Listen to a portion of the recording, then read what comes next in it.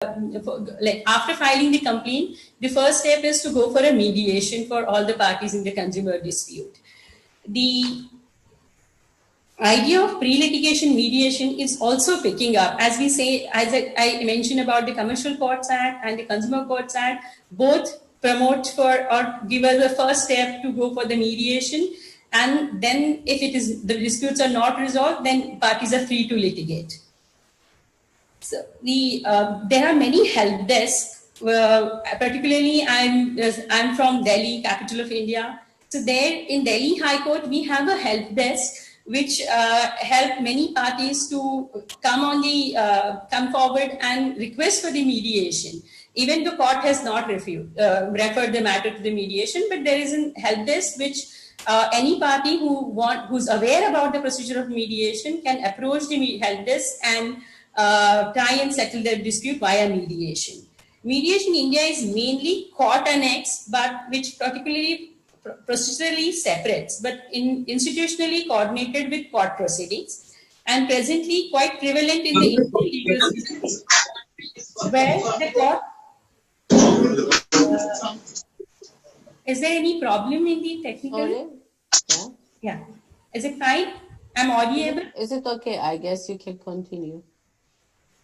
Okay. Yes, please. Yes. Yeah. However, there is a need for dedicated mediation institutes in India and also mediation focused institution with trained professionals as well as public awareness on the meaning and significance of the mediation process. So there is a great need of at a larger scale to make this process aware. I heard about this art performance which Mr. Goswami has been carrying out in Bangladesh to promote mediations in local. So he has coined this new idea to, by way of an art form, to publicize the mediation. Because at the village level or at the small cities, many people are not aware of this process and they may not take the advantage of this process because they are not aware. And this is the best form which he is innovated to introduce this to the lowest, to get it to the larger section of the society. There is need of uniform statute exclusively governing mediation process in India will play limited role but important role in encouraging the effective use of mediation, maintaining its integrity and maintain harmonious connection of mediation with judiciary. Mediation legislation exists in more than 18 other jurisdictions, including Singapore, Malaysia, Ireland. Recently, Thailand also adopted it, and many other countries, including Australia, are considering adopting mediation statute. Recently, the Supreme Court India has set up a panel to recommend a draft legislation codifying mediation practice in India. These attempts made by the legislature and judiciary will help to bring mediation in the mainstream. Even the Bar Council of India just last week has mandated that mediation with conciliation will be compulsory subject in all Indian law schools from the academic year 2021. Bar Council of India is also keen to introduce training in mediation, and trained mediators will be preferred as a teachers for such subject. So I wish good luck to AAMA chapter to start training soon in India, so that we give many more trained mediators to the new colleges which will be starting with the course for the mediation. Various multinational corporation, companies and partnership firms have also realized the benefits of mediation, which has resulted in them introducing clauses for mandatory mediation in cases of any dispute or disagreement between the parties. Parties seek a dispute resolution process which is fair, inexpensive, quick, and conclusive. It has become common practice in India, especially in the commercial sector, to provide a mediation window to the parties at various stages of dispute resolution. Despite resources to mediation, it is still gaining traction in India, as currently there are very few effective and efficient mediation institutions, making it a burning requirement to have a larger and more varied lined up of efficient mediation institutions. Considering increasing demand for mediation in commercial disputes in India, time is ripe for establishing an institutional framework for mediation. India is drawing inspiration from jurisdictions like Singapore, where there are developed working mediation mechanisms already in the place. The United Nations Convention on Mediation, also known as Singapore Convention, which was signed by 46 nations, including India, in August 2018, complements the Holy Treaty along with the New York Convention for Arbitration and Hague Convention on the choice of court for litigation. Mediation requires the willingness and cooperation of both the parties. Compulsory enforcement of mediation agreement put together with the voluntary nature of mediation possess as a bit of a conundrum. It is often argued that enforcement of a binding mediation agreement may be an exercise in futile if the parties to the agreement lack willingness to follow it through. However, this binding nature of mediation agreement is determined under the legitimate assumption that parties enter into the mediation agreement of their own volition. And while one cannot force a horse to drink water just by leading it to the stream, a case can certainly be made that if you lead to the stream, there is a greater possibility that it drinks the water. So we need to get the mediation more closer to the society, the more awareness and more flexibility and the confidence once people get, certainly they will be coming forward to mediate. Just like the arbitration agreement to mediate forms a part of a larger contractual agreement and inseparable from the means of contract, unlike in arbitration, mediation agreement does not have to be in writing or signed. However, despite the lack of obligatory requirement, it is advisable for the parties to record their mediation agreement in the writing in clear terms. So this has led to the formation of a dispute resolution environment where mediation and arbitration take place in a sequential order. Clauses facilitating of the two or more dispute resolution methods are referred to as an hybrid clauses or escalation clauses. They provide for an efficient form of an area which is more flexible than negotiation, mediation, or arbitration individually. Mediation is inherently a collaborative process, whereas arbitration is a conclusive process. The process of combining mediation and arbitration melds together these two inlay contracting concept of ensure resolution of dispute, all while ensuring the hallmarks of the alternative dispute resolution, that is self-determination. Such a clause gives both the parties relatively equal bargaining power as well as the promise of final resolution. These clauses can exist in various forms including meet-up, ab-med-up. So these clauses also in India we have started finding place in many commercial contracts. The fragmented mechanisms are not sufficient to constitute a thriving mediation ecosystem, which is often seen as a barometer of the favorable business environment in a country. For India to have a robust mediation culture, as I said, we need an overcharging mediation legislation. The future success of upcoming mediation centers in the country depends on proper legal framework and to follow code of ethics and conducts for high ethical standards. To further successfully boost institutional mediation, technological and physical infrastructures need to be further enhanced. As the technology has become, pandemic has got us into the uh, greater need for the more technology, and we all are together also today on this platform. Wish the mediation also come forward, and we are in after pandemic also we are able to continue with the online mediation as well as physical mediation. The combination of both is going to be a great success because the parties from various destination can participate, and cost can be reduced, and the disputes can be resolved via mediation, and the courts are flooded now 1 year. And at least in India, the scenario is that limited cases and urgent cases only were heard during few months, and now slowly we are coming back to regular hearings. So the backlog has become huge. So in this process, during this, if the mediation via online or even physical process has been promoted and adopted by the parties and the lawyers, it will be really a great success, and everybody will have work, as well as the pressure on the court can be reduced. Awareness about the procedure and benefits of institutional mediations need to be made widespread. Mediators' accreditation need to be considered more seriously, and parties' attitude towards mediations need to be changed, as they genuinely need to consider it as an effective means of dispute resolution and not merely a bypass process. If adequate attention and efforts are poured into the growth of institutional mediation, we will surely be able to see the concrete success results of the same in the near future.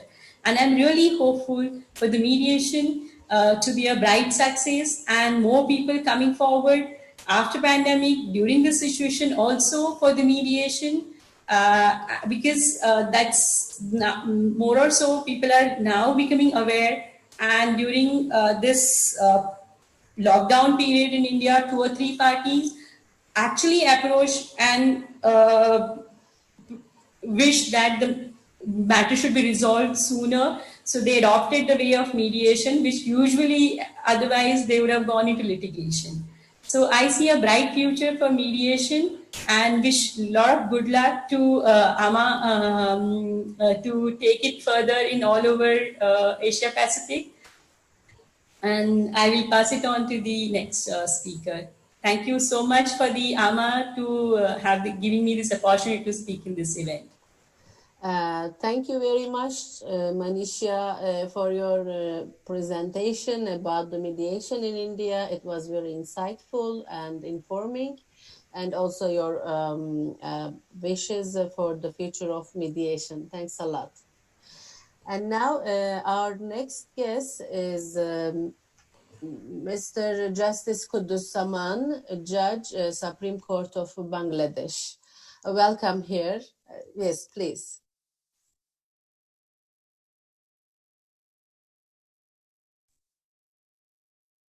You have to mute, I guess. We cannot hear you. Oh, yes. Yeah. Thank you. So I'm sorry that I was a bit late because I had another important meeting with the Bangladesh Bar Council Enrollment Committee. So I was a bit late. Okay, no problem. No, we are on time, sir. Yes, we are waiting for your presentation. Thank you. Mediation is a voluntary process considered to be a modern and most human method of dispute resolution outside of the court system. This is the only method that provides a complete confidentiality and encourages the parties to be actively involved to come to a solution through specialized communication and negotiation techniques provided by an impartial and independent facilitator, that is mediator. The ideology of mediation revolves around the following key aspects: costs, efficiency, retention of relation between the parties, management, confidentiality, breaking of deadlock, and enforceability of the resolution. From the initiation of a suit to obtaining a final remedy is a substantially costly procedure involving several dates for hearing, witness examination, judgment, or final decree. All this happens while the court is overburdened with several cases a day. keeping a law practitioner on retainer throughout this time, along with obtaining, drafting, and presenting evidence, results in costs piling up.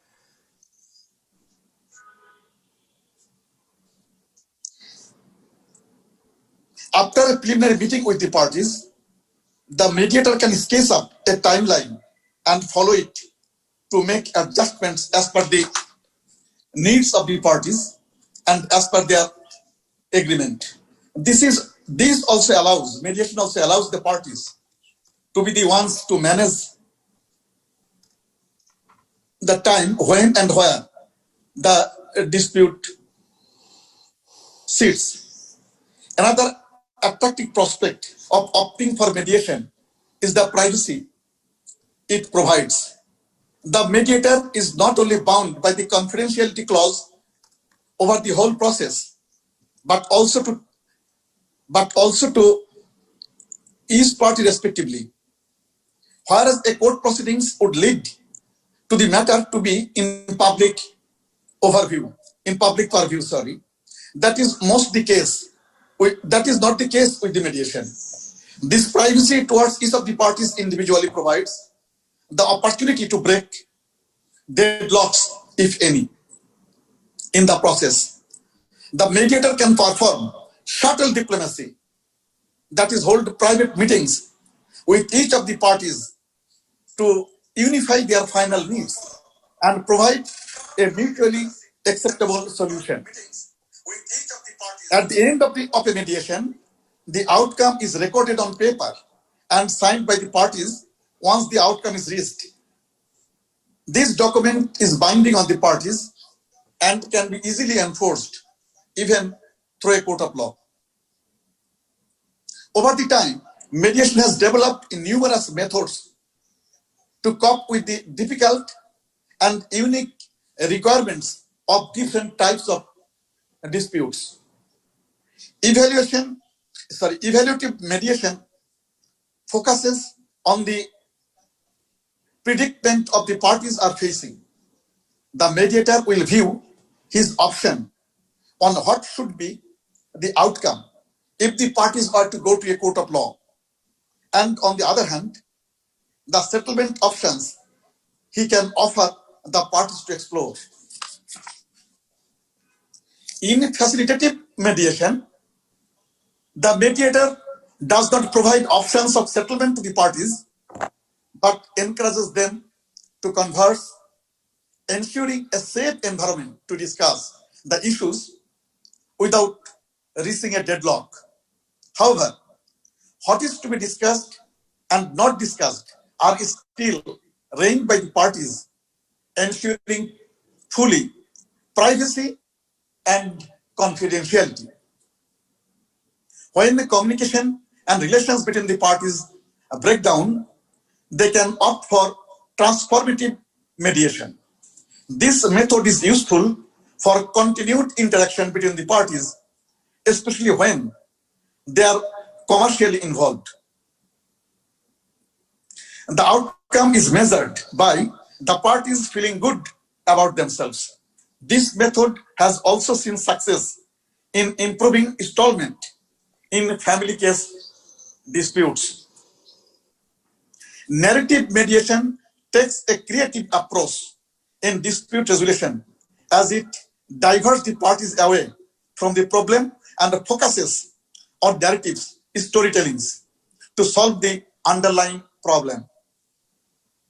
This method is mostly used when relations between the parties reach a boiling point where usual communicative methods seems to be ineffective. In this case, the narrative is used to help parties understand human reaction and behavior towards certain situations and encourages empathy around the table. A very recently popular and former method of mediation is mediation with arbitration. In Bangladesh, there are numerous commercial contracts. This is especially the Public Works Department of the Government of Bangladesh, where you see the contact documents provides dispute resolution mechanism. Initially, they starts with mediation, and it is specifically provided if the mediation fails within a particular time frame, then any of the parties can resort to the provision for arbitration provided therein. So, like the name suggests, the method uses mediation, and if that fails, moves on to arbitration. Another more formal method of alternative dispute resolution outside of the court. Here, settlement is more or less ensured. Parties may be discouraged by their mediator. The mediator is in possession of critical confidential information of each party while sitting as an arbitrator later on. However, this problem is usually worked around by the impartiality of the mediator is trained to provide. If the mediator, in case of arbitration, arbitrators are appointed by the parties concerned. In case of a panel, the third arbitrator is appointed by the parties on consensus. So if the mediator earns the confidentiality and trust of the parties, then in this system, in this process, the mediator can be appointed by both the parties on consensus as the sole arbitrator. And then he can better provide a settlement of the dispute which is more just and acceptable to the parties.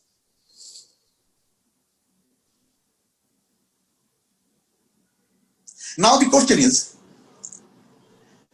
mediation being a very viable alternative for court settlement, and when the court system in Bangladesh is overburdened with millions of cases, now what is the acceptability and popularity of mediation in Bangladesh? Bangladesh, a country with significant case backlogs in the legal system. The number currently stands more than 35 lakhs case backlogs, and on an average 5 years to gain remedy from the day of institution of a suit. For a single judge, there are over 2,000 of cases to handle, given the current allocation of judges and the number of cases pending.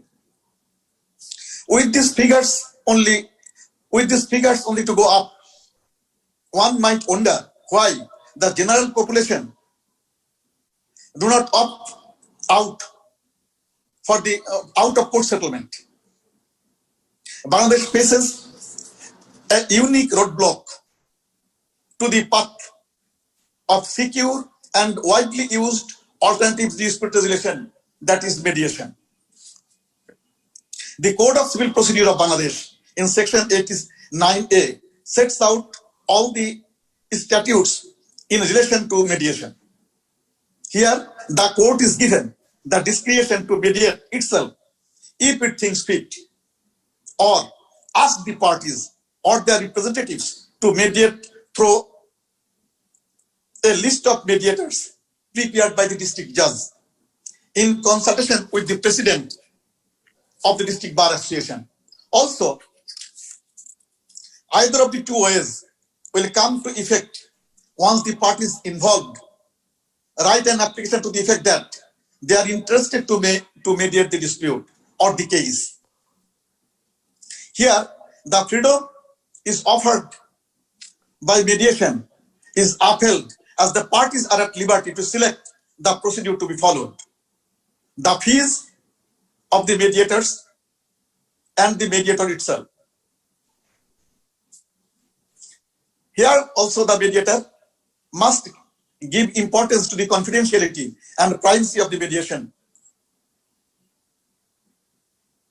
However, if the court mediates, if the judge himself mediates, it shall decide the procedure and there is no fee. The judge will not get any fee. After the aforementioned formalities, the parties are given 10 days to inform the court if they decided for mediation, failing which the whole process is cancelled and the court resumes trial of the case. However, if mediation is decided, the court allows 60 days time for settlement to be reached, which can be extended by another 30 days by the court's own motion or on an application by the parties. Once a settlement is reached, the mediator, through the pleaders, will submit a report of the settlement to the court without violating the confidentiality of the parties. The settlement will be reduced to writing, signed by the parties as executants, the pleaders and the mediator as witness, and the court will pass an order or decree solidifying the settlement arrived at by the mediation. If the mediation fails, the suit is picked up from the stage where it was left. When the court mediates, a failure to reach an agreement leads to a different branch, to different court, to resume trial of the suit.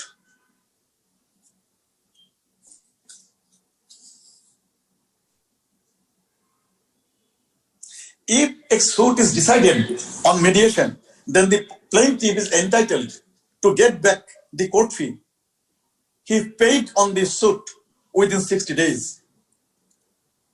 As per the Civil Code of Civil Procedure, the statutory guidelines for mediation are sound with the exception of making mediation binding.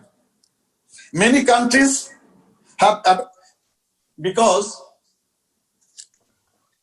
in Bangladesh, there is no provision that the parties before coming to a court must compulsorily go through a process for mediation. Many countries have adopted mediation as the first resort of trying to settle the dispute before coming to a formal court. And failure to do so would attract cost penalties. This method has seen mediation gained popularity in those countries.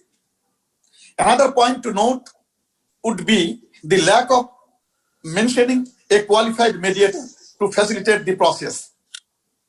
As per the civil court procedure, mediators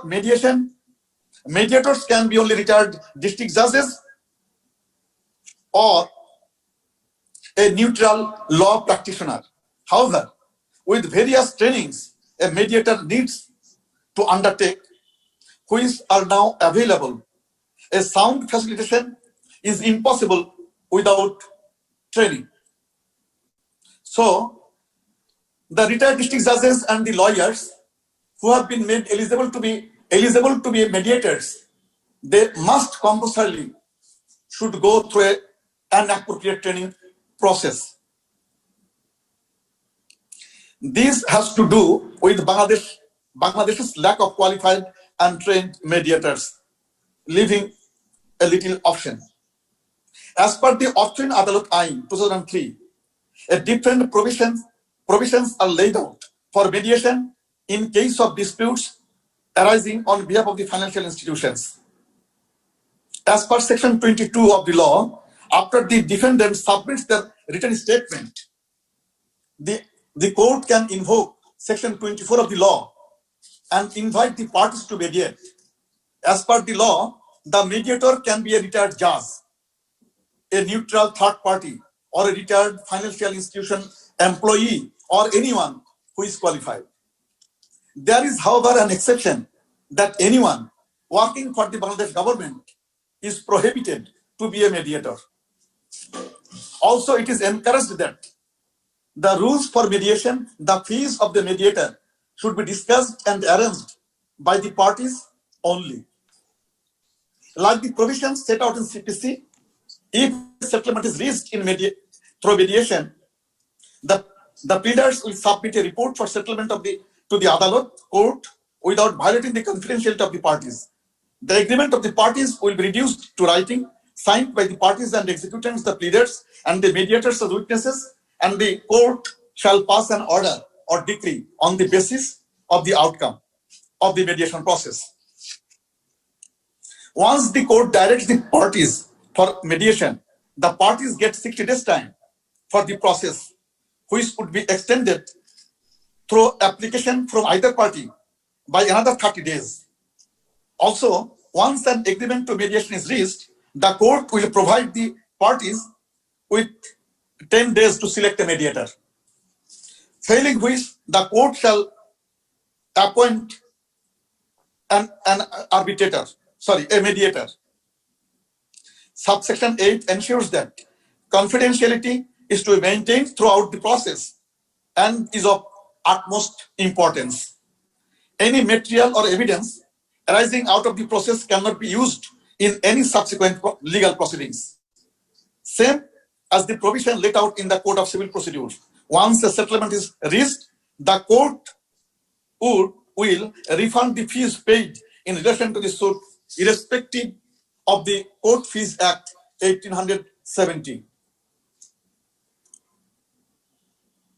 Now, there is a problem with Section 22 of the Orthoin Adalat Ain, which mentions that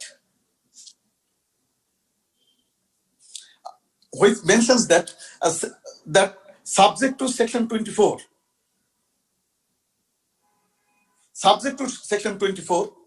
a court Orthoin Adalat can proceed with mediation. Then what is that? Since after 210, before the mediation can begin, the boards of directors of the financial institution has to present a written resolution authorizing an officer to participate in the process. There was an amendment in the Orthoin Act in 2010, and the Section 24 was amended.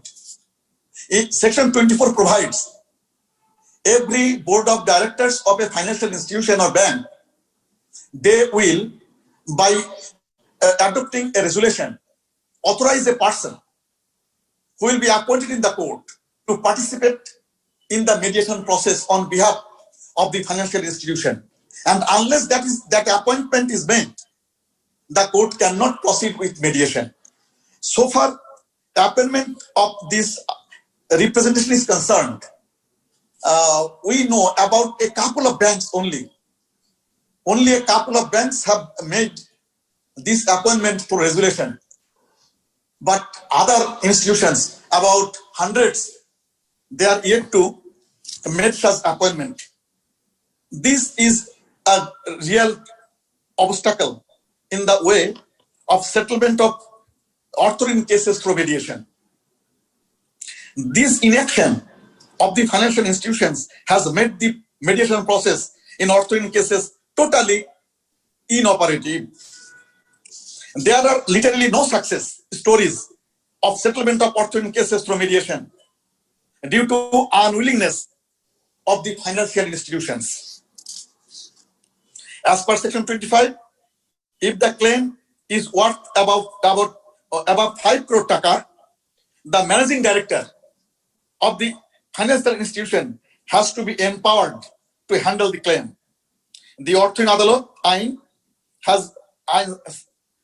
sets out excellent provisions to encourage financial institutions to conduct mediation. However, the process is still not mandatory, and due to aforesaid reasons, it is a standstill at the moment.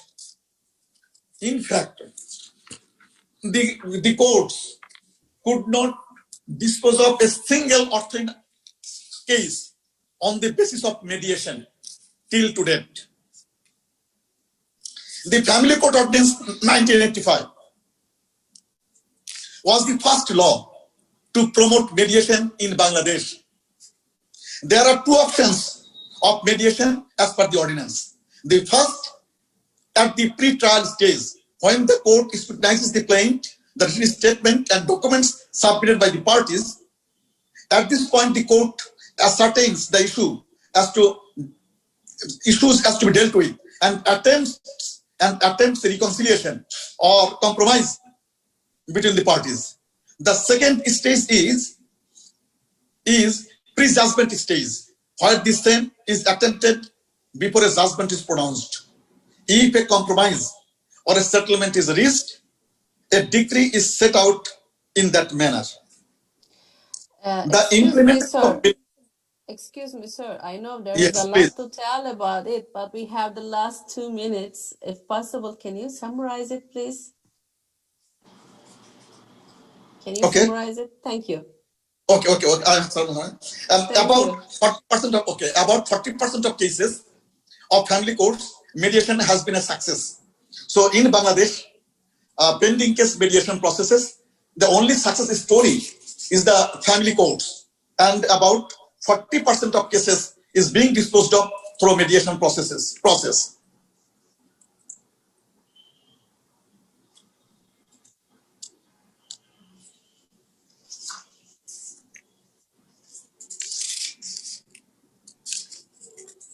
A key roadblock for mediation in Bangladesh would be the so-called culture of harassing a party in court. This practice is old and very much alive. It is also supported by a class of lawyers, as they are not bound to follow any pre-action protocol or conduct like other jurisdictions. Lawyers therefore have no hurry to get a dispute settled. Mediation is therefore not a friendly tool for some of the lawyers. This, along with the lack of knowledge in relation to mediation, results in the parties never being informed about the process by the legal representatives in the first place. In a nutshell, the road to mediation for Bangladesh is being blocked by lack of properly enforcing and mandating mediation, proper training and education of lawyers, an old culture and old cultural thought process, and lack of infrastructure. But given the pace of modernization brought it by the internet, the process is anticipated to catch on. The Bangladesh needs to make a legislation for settlement of disputes, not cases, through mediation. At present, we don't have an effective law which makes settlement of any dispute through mediation enforceable directly without intervention of court. And secondly, we need to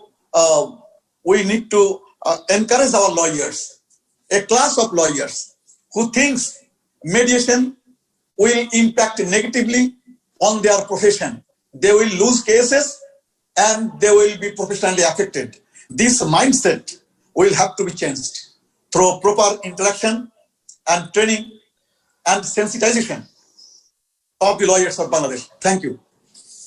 Thank you very much for your presentation and for your comments about the future of mediation for Bangladesh. And now, my another honorable guest is Lady Justice Joyce Alush, that we met last year, and she is a judge International Criminal Court, Hague, the Netherlands, and she has a lot to say, I believe, about the future of mediation. Yes, please. Thank you, Madam Chair of the session. I'll try and see if possible I can share my screen. Let me try. Yes, please. Yes, Yeah. I think so. Yes, I think so. You can share. Okay. I'm sharing my screen. Can you see? Yes, we can see very well. Thank you. Okay, let me see. Play from the start. Okay. Yeah. Okay, this is really at a mediation session, as you can see. Yeah. Taking mediation to the next level in Kenya and internationally is basically moving mediation towards the future. Now, the first 3 slides, what is the difference between negotiation, mediation, arbitration? I think this has been, the previous speakers have talked about this, so I don't think I want to go over it unless you want me to, because most of the speakers have talked about negotiation. They've talked about what is mediation. They've also talked about arbitration. I picked on the 3 because they are the ones that are mostly used in my country. But of course, I know there are others all the other mechanisms. But, you know, in negotiation, you are still able to talk. You are trying to convince one another. You don't need a third party. But when that doesn't work, then you need a neutral third party, a trained third party like the previous speaker. I think we must always stress the word trained as far as mediators are concerned, trained, neutral third party. And this trained neutral then will assist the parties to work together towards a negotiated agreement of a dispute or difference, with the parties remaining in ultimate control of the decision to settle. And arbitration, as you all know what arbitration is, the reason I always talk about this is because even right here in my house, my husband is always asking, he's a very senior doctor, but he's always asking me, he would say something and say, is that mediation or is that arbitration? So I have always said that I must say what arbitration is, what mediation is. And arbitration, pardon? What the woman says, it's an arbitration. Yeah, he has always asked me, he will always want to cross-check that this was happening in the hostel. Was this person mediating or arbitrating? So I always have to explain. And I always have to explain that arbitration is not very different from court litigation, because arbitrators make the decision. Yeah, and then as advantages of mediation include, and these have been gone over, confidentiality, control of the decision by the parties, inexpensive and fast process, this has been told, closure and certainty, because the parties have negotiated the outcome, so there's closure and certainty. Relatively simple process that colleagues have talked about. Procedures, there are no complex procedures. Parties can make parties can decide how the process should run as they go along, and it allows flexible solutions and settlements. All these, I think, have been referred to by the previous speakers. And the skills of a mediator, because you need skills, you know. Sure. And I believe all of you mediators, you have the most important skill of active listening. You got to listen to parties. You really have to. Because if you don't listen, then you will not get, despite the fact that you already have got the summary, case summary, but you need to listen. Empathy, the ability to show the parties that you understand their interests and concerns through exploration and body language. Body language is important in mediation. Now we are, with the new normal, we are having to look at from the chest upwards. So sometimes I hope we will get used to it so that we don't miss the body language. Patience and tactfulness. There are times throughout the mediation session, you have to be really patient, because sometimes parties just go on and look at you, and you don't want them to find you that you're not patient. Rapport building, you are all the time trying to build the rapport with helping the parties to build rapport. Questioning and clarifying skills to grasp both facts and areas of controversy. Questioning as a mediator, as you question the parties, is very important. The method you use, open questions, and you all know this. And summarizing skills, a mediator needs to have great summarizing skill. Did I understand you to say this and this? May I summarize what you said? And please tell me if I'm correct. That's what I'm talking about. Now, the notable developments in ADR in Kenya. Mediation has been in Kenya from time immemorial, but it was really informal. We have never had anything that structured the mediation until we had the current constitution, which is the 2010 constitutional provision for access to justice, that is at Article 48, access to justice for all. And then the same constitution at Article 159(2)(c), it recognizes mediation and other forms, other ADR mechanisms and encourages the courts to apply these mechanisms. And I must say that this is the first time really that I can talk of formalized mediation in my country, because before, from time immemorial, it was practiced in Kenya, but you had nothing to refer to. Or otherwise, communities over the years have practiced mediation, and that's why I am saying it was informal. Now, the judiciary took advantage of this Article 159 2C of the current constitution, which has been in place since 2010. The judiciary took advantage of it and amended the relevant laws, the Civil Procedure Act, and created Section 59A. This is that Section 59A created the Mediation Accreditation Committee, MAC, which developed rules for a mediation pilot project, which ran successfully for 1 year. The pilot project was successful. There are statistics to show how very successful it was, and it was limited to the family division and the commercial division, and the results were outstanding. As a result of which, in the following year, in 2017, the court annexed mediation was launched in the judiciary as a permanent project. And today it is a permanent project in the judiciary. So this is really the notable developments that brought about mediation. So it's practiced both as it was before, informally, and now there is a formal way of practicing mediation. Now then, how is Kenya moving mediation to the next level? I'll talk about just this year. This has been quite a year.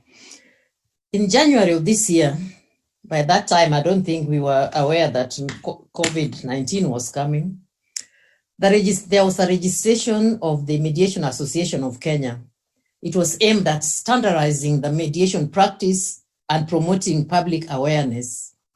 I say standardizing the mediation practice because there has been a complaint that some mediators are not up to standard. So a group of mediators got together and registered this association. We don't have much results yet of what work they are doing, but I believe in the background they are working. Now in February, just this year again, there was the appointment and gazettement by the Attorney General of a National Steering Committee to oversee the formulation of an ADR policy.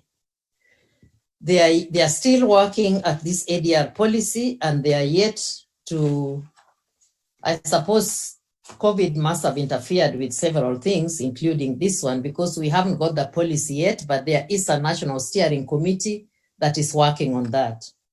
And just now I received information when I'm just sitting here that this coming week on Thursday, that is 27th, the Alternative Justice Systems Policy will be launched by the Honorable the Chief Justice just this week.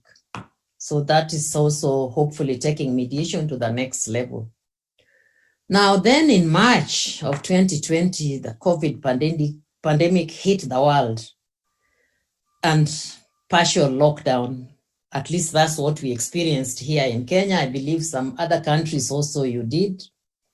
So for several months, there were really no mediation sessions. For several months, no mediation sessions were going on.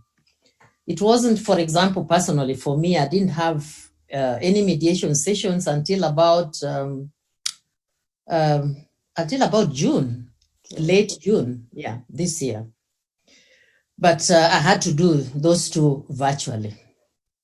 Now, between April and June this year, court annexed rules were drafted but not yet gazetted. All this is happening this year. We have court annexed mediation rules. They have been drafted but not yet gazetted. There's a mediation bill introduced in Parliament, not yet debated because they have asked for views, and mediators are really sending their views and in saying this and this, withdraw it, this doesn't want to work, this doesn't want to work.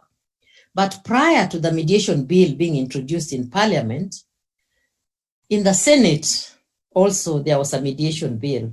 So we are just watching to see which will be which. But these are the developments going on to carry mediation to the next level here in Kenya. And in July, guidelines on virtual mediation were drafted for the first time in Kenya. They are not yet formalized in the sense that they are not rules, but they are guidelines. And this is the first time in Kenya that we are talking about virtual mediation. All our mediations have been face to face, thanks to COVID. This is the first time now in this country we are talking about virtual mediation. I know that in some of your countries you have been having virtual mediation for many years, but in Kenya we have never had virtual mediation. It's now when there are some guidelines. As I said, I have done about 3 mediations. Even before these guidelines came out, I had handled about 3 mediations, and I relied mostly on those countries that are conducting virtual mediations. I looked through through Google, since Google claims to know everything, and I found the countries and I found mediators conducting online mediation, and that's what I went by. And finally, my paper is very short. How is the international community taking mediation to the next level? The introduction of the United Nations Convention on International Settlement Agreement, also known as the Singapore Convention, signed by 46 states on the first day, on the inaugural day of 7th of August last year, and some speakers have referred to this. I know that as at January this year, a total of 52 states, including the US, China, India, had signed this convention. But the UK and most EU countries are yet to sign. And one of the reasons, I don't know whether it's the main reason, is that they are still sorting out whether to sign together jointly or as EU, or whether to sign as individual countries. I don't quite understand that, but that's what information I've found online. And I know that to date, 5 states, including Singapore, Fiji, Qatar, Saudi Arabia, Belarus, have all deposited their instruments of ratification. And you all know as mediators that this convention was to come in force 6 months after at least 3 ratifications. No particular date has been given, but it is hoped that by 12th of next month, September, the Singapore Convention should become a reality. We hope so, and we watch and see. I must admit that my own country, we are yet to sign, but I'm sure this will come soon.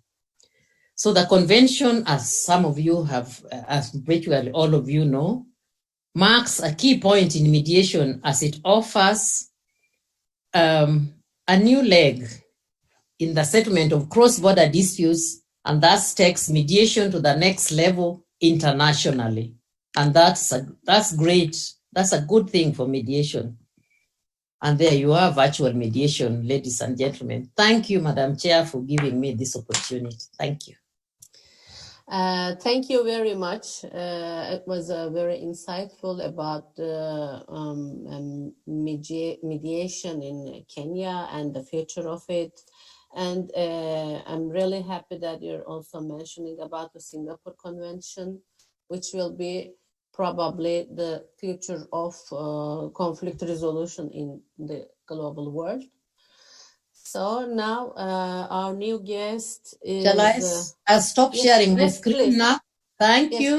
Please. Thank you. Stop. Thank you very much. Thank you. And now our last guest is Kevin Brown, PhD, and he's also another guest was in Tanzania last year. Kevin, are you here? Can we begin? I had to unmute. Yes, I am here. Okay, thank you very much. So we are ready to listen you. Thank you. Wonderful. Well, I'm just going to set up a share screen. Yes, Let me please. know if you're able to see it okay. Thank you. Can you see it? Yeah, we can see it. Thank you. Wonderful. Okay, well, listen, first of all, thank you for those. Wonderful. Thank you very much for introducing me. It's great to see you again. I'd like to thank AAMA and DIMS for inviting me here today. It's indeed, I'm definitely humbled and honored to be here, to be joining you today. I've been asked to share my experiences as an ombudsman with the United Nations. I myself have been a mediator, ombudsman for, well, I've been a mediator for 25 years and an ombudsman for about 10. And these past few years, I've been working as an ombudsman with the United Nations, dealing with UNICEF, UNDP, UNOPS, UN Women, and UNFPA. So my plan today is, I don't have a lot of time. We're very limited. You have extra 4 minutes, 5 minutes. I mentioned last night. Okay, wonderful. Yes, please. Please, yeah. I personally have been involved in mediating and ombuds work in so many different countries.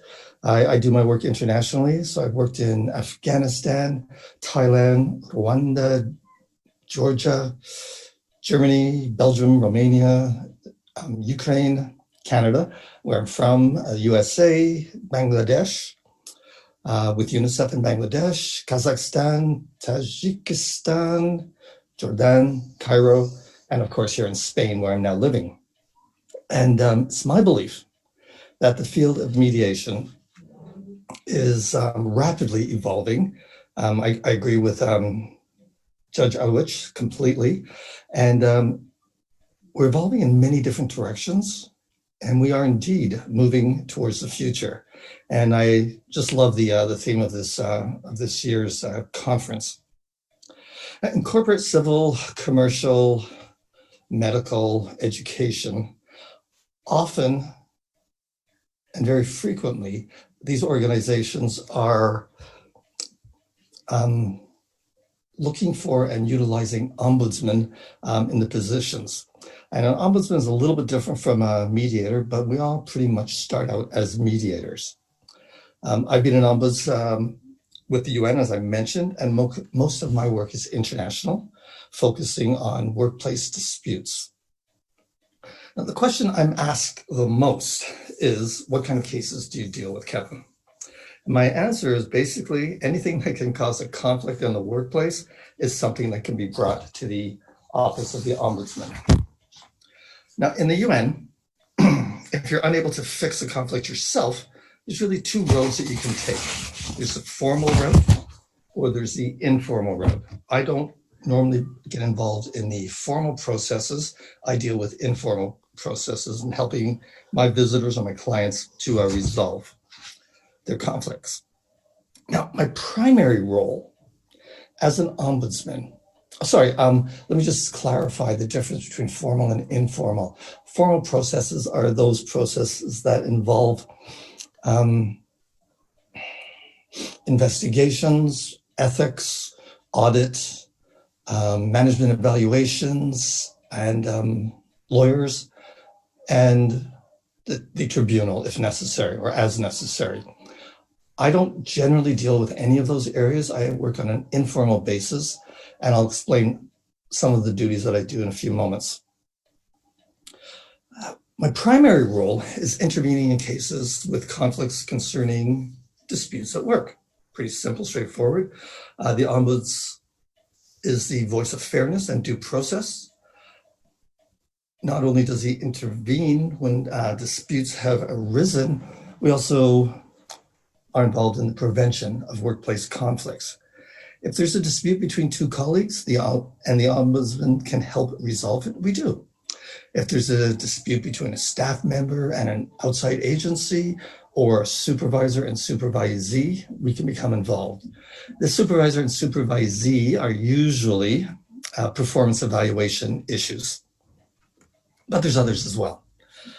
I've always said that, we generally, most people choose the person that they marry and that they spend a lot of their life and time with. We generally don't choose the people that we work with.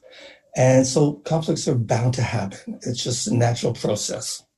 Second role of the ombudsman is to work on identifying and reporting systemic issues. Now, oftentimes there are policies in place that affect one person in the United Nations, but it could also affect other people. A prime example is COVID. COVID has created quite a few issues. Working at home, personal computers, setting up time schedules, people that are real go-getters, now they're at home teaching their children, doing the groceries, doing the cooking, and oftentimes the amount of work being done is less than it would have been when you're fully focused at work. Also, we had some problems. One, for example, people's contracts, they were on term contracts. The contracts were ending and they couldn't leave the country. So example, let's say you're from Malaysia and you're working with UNICEF in Dhaka. Your contract comes to an end at the end of this month, but the airports are closed. You can't get out, you can't get home. So what we did was we intervened in this, and the agencies have temporarily changed their policies, and they're extending, in most cases, contracts for short period of time, and they're doing this on humanitarian grounds. So basically our role is to be a watchdog and an advocate for the change in policy or rule if we see a trend happening.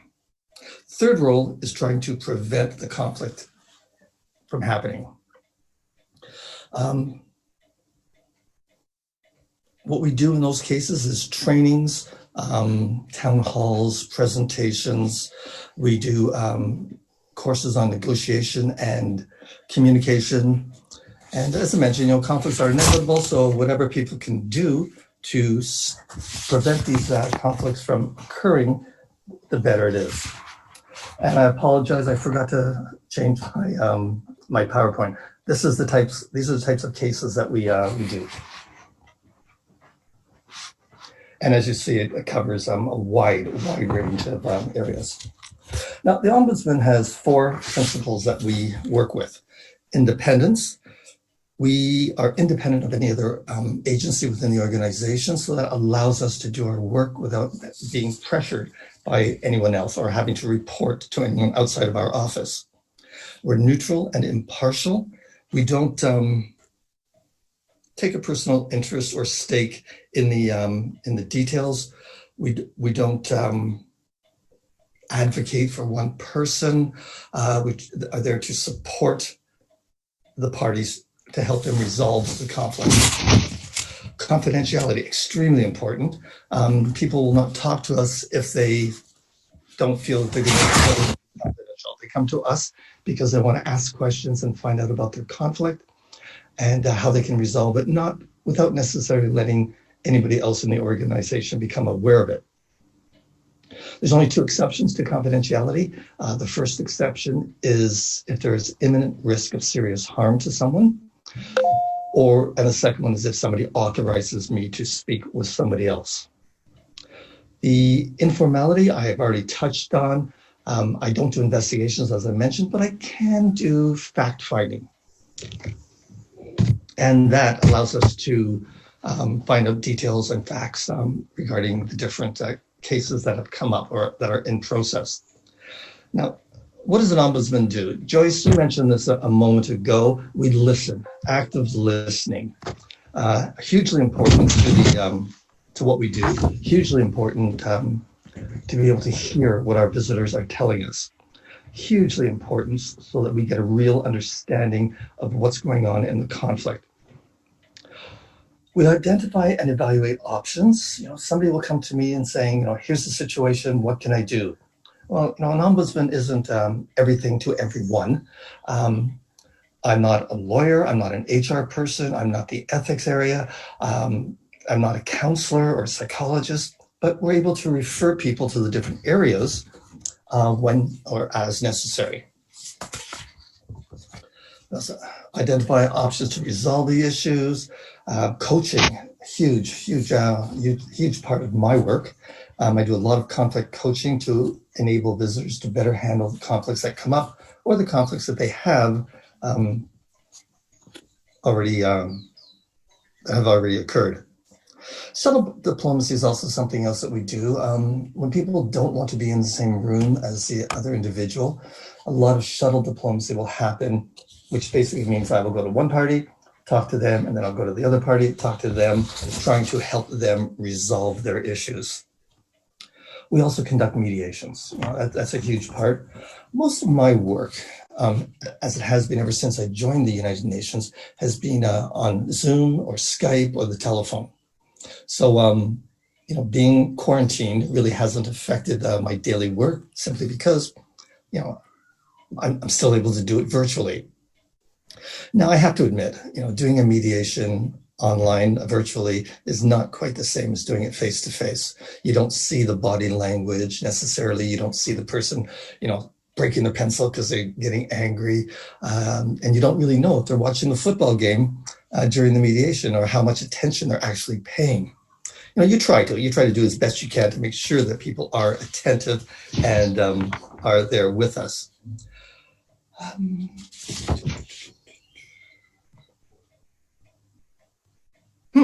Key messages is blank.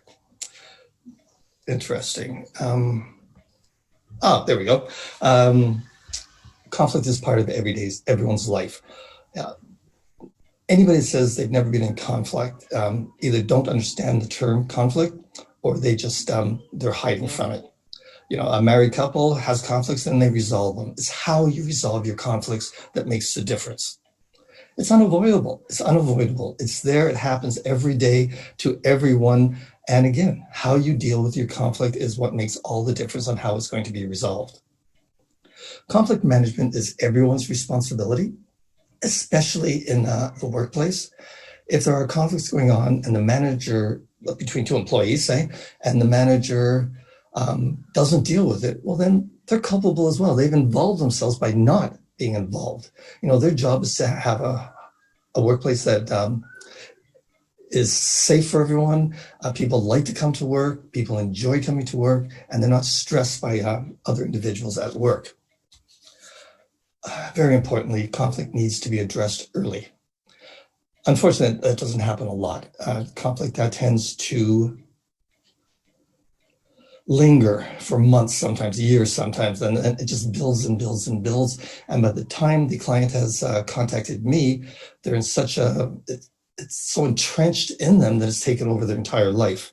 I've spoken with people that literally have a book that talks about all the details of their conflict. It's a journal that they've kept. And this is just, almost every waking moment that they're thinking about the conflict. It interrupts their family life, it interrupts their work life, it interrupts their sleep life. So if they're able to get it dealt with quickly at the beginning, and that's a message I try to share, they have a much better chance of resolving it. Interpersonal conflicts are generally caused by poor communication skills. People say the wrong thing, they say it the wrong way. They point their finger at you and they say, you did this, you did that, as opposed to saying, I was impacted by, this has impacted me, how? So they're talking about the other person, and that gets the other person defensive so often. Ferda, how much time do I have? I think approximately we have 7 more minutes, I guess. 7? Let's check. Yes. Okay. Because you know what, Mr. Makaramba could not join today. You were not here. So yes, we can. I've sent you an email, but probably you get it lately. No worries. I'll talk a little bit about conflict coaching, and then I'll leave some time. If you want to finish, yes, you can use it. Otherwise, okay. you wish. Yes. Thank you. And then I guess we can leave time for questions to anybody on the panel. Conflict coaching.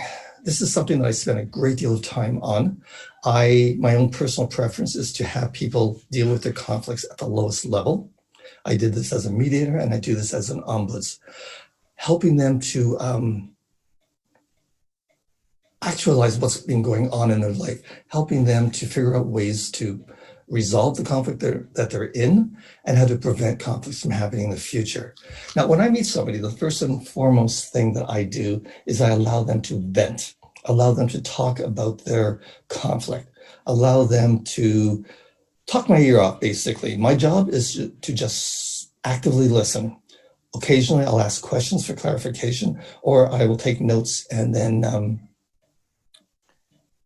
ask questions once I feel that they're ready. I have found in my experience that when people vent for a very long period of time, they end up, it's really because, and keep repeating themselves, it's usually because they don't feel that they've been heard. We all know people that are in conflict and they tell you the same story every day, every time they see you. That's because they don't feel that they've been heard and they need to be reassured. And that's where active listening comes in. I also show them, or try to teach them, coach them on how to raise the issue with the other person. And there are some really great ways of doing this, and there's some ways that will just get the person defensive. As I mentioned earlier, pointing your finger. Let me give you an example. Going up to a coworker and saying, "You made me really angry yesterday. You were banging your fist on the table. I don't like that. Stop it now," and storming out of the room. Well, you're not going to get a really good response from the person you're speaking to. You could change the way you're saying it. You can say the same thing just by changing the wording. Yesterday, during the meeting, I noticed that you were banging on the table. I feel a little intimidated when that happens, and I'm not comfortable. Can we sit down and talk about how we can have meetings that work for both of us? You're saying the same thing, exactly the same thing, without all of the emotion. So showing people different ways to raise the issue. Communication skills, that's a huge one for a lot of people. We all learned how to communicate. We all learned what are good things to say and what are bad things to say. And I like to equate it with having a toolbox. When you open your toolbox, you generally will use the tools on the top to fix whatever you're trying to fix.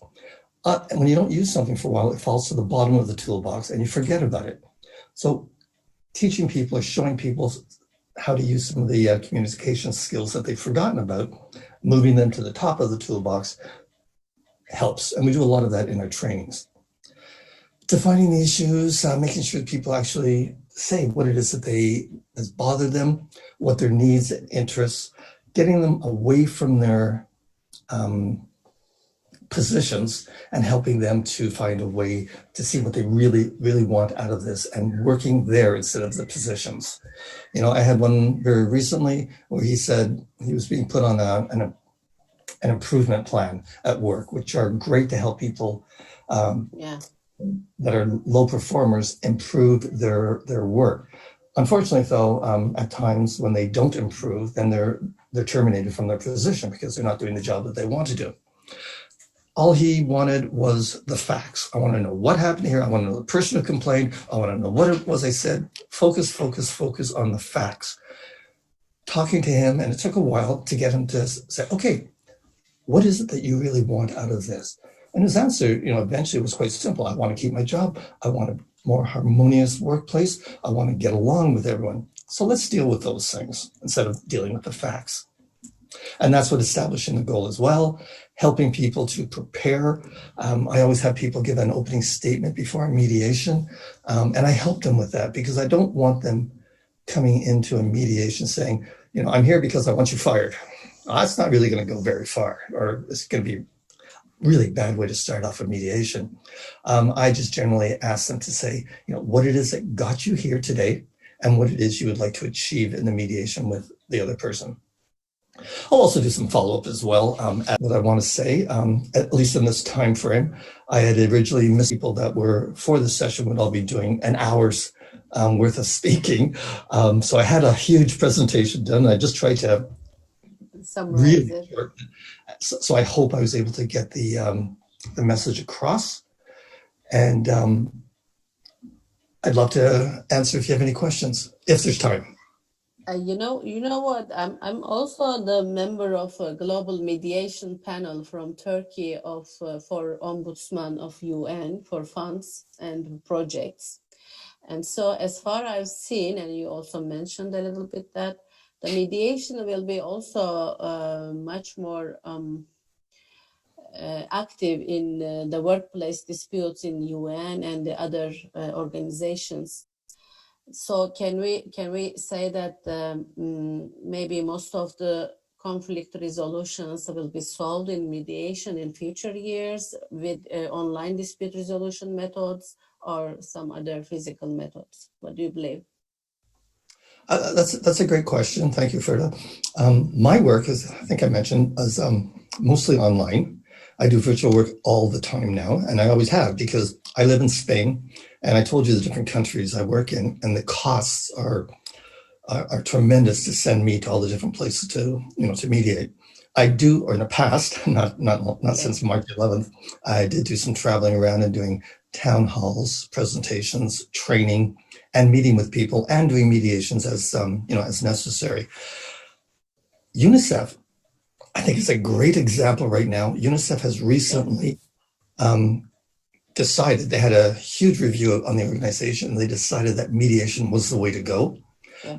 They're spending quite a bit of money to to get this program, a specific program, in place. We at the Office of the Ombudsman, we're in the process of hiring 100 on-call mediators from all around the world, in the hopes or the anticipation that we will have people on the ground in the area when the need is. So we recognize the advantages of having in-person mediation over virtual. We will do the virtual, certainly, but we see that the in-person, there are many advantages to that. Okay. Do you have any other questions? I'm now asking the other guests before completing our session. Do you have any questions to each of you?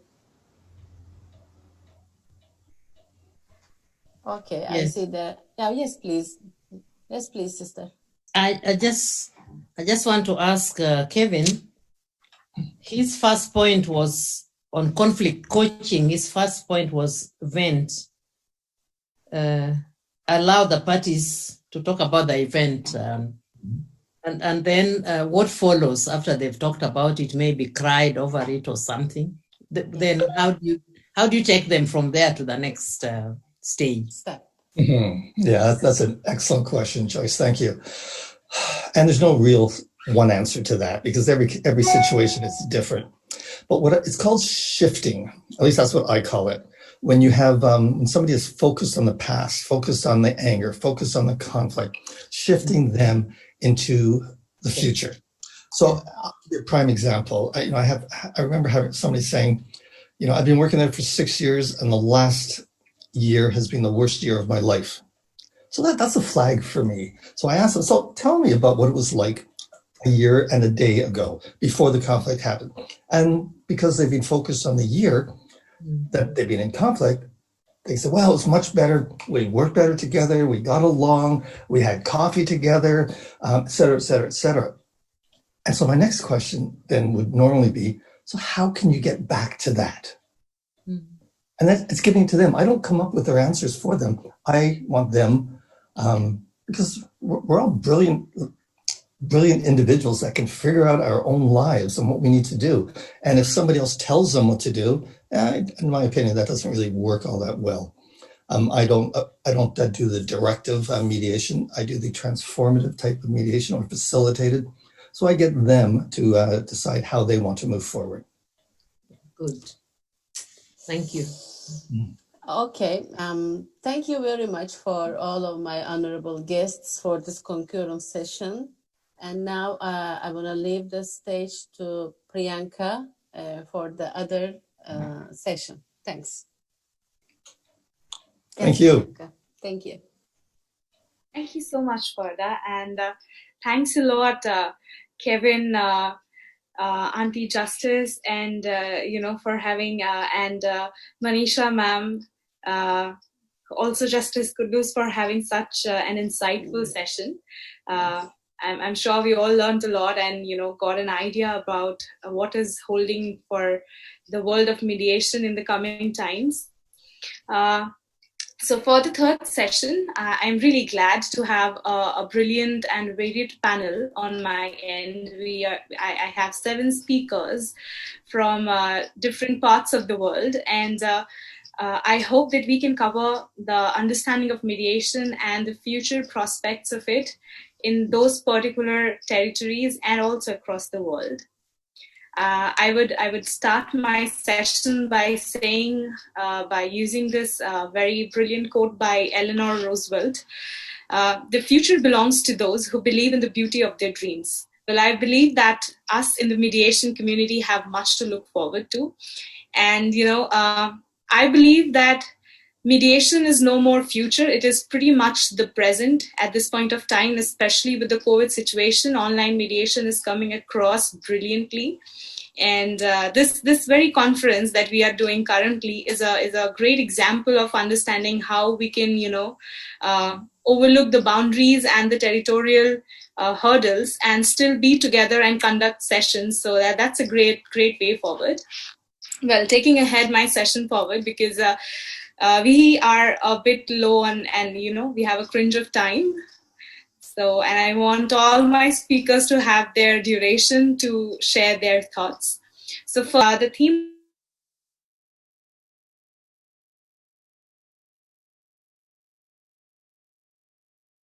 so the first one who is supposed to be here with us, Shri V. Rajagopal. He is the expert advisor of AAMA India chapter. He is lovingly called Rajaji and is a former vice chairman of the Gandhi Peace Foundation, New Delhi. And he is also the president and founding member of Ekta Parishad. He started his peace building by working alongside Gandhian stalwarts J.P. Narayan and Subba Rao to disarm 578 dacoits in Chambal region of India in 1972.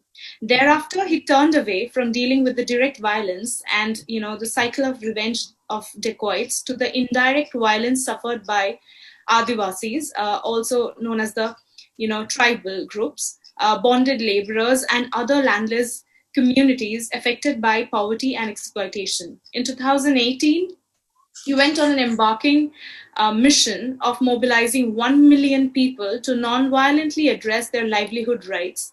In 2019, in celebrating Mahatma Gandhi's 150th years, he's planning to take Gandhi's message across the world to spread peace and non-violence. We are glad to have him. There's a slight glitch with his presence. He was very kind to share a video of his because his internet is not, very amicable and it's not supporting the system. So he very kindly shared a video for his session, and I'm glad that we can have him even when the net is not working on an online platform. I'll just try to play his video. Thank you so much, sir. We are glad that you could be a part of this very session.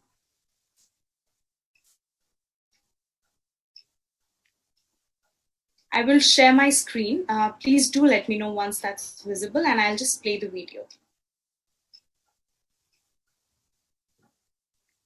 So friends, first of all, I want to thank AAMA for organizing this webinar. Through this wonderful network of AAMA, you have got a lot of interesting actors together across Asia and Africa. And I also want to congratulate Goswami ji for popularizing the subject of mediation across these 2 regions through this network.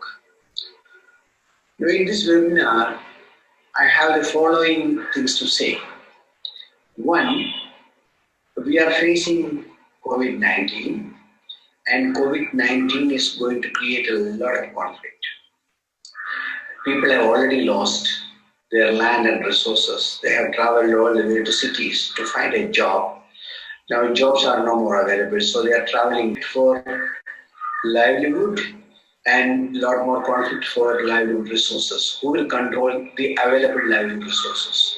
This is a time when mediation is absolutely important. That when people are in conflict, who will reach out to resolve this conflict so that it doesn't turn into violence and litigations and ongoing problems for poor people. So it's one challenge I want to bring to the notice of this group today.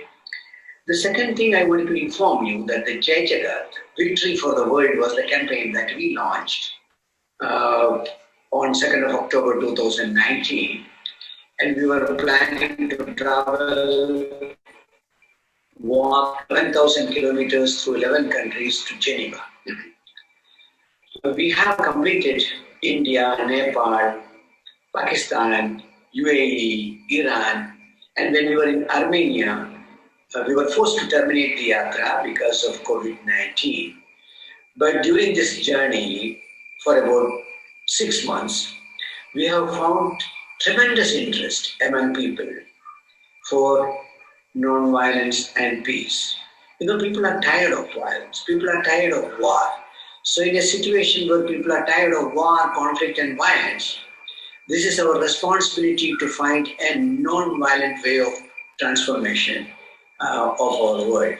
So I want to tell you that there is tremendous interest in non-violence. So that means a mediated settlement of all the issues. I also want to speak to you about the number of conflicts that we face in Asia and Africa. And because this is a network covering Asia and Africa, we have a big responsibility. So this will be a challenging time for us to train as many young people as possible, as many lawyers as possible in the art of mediation.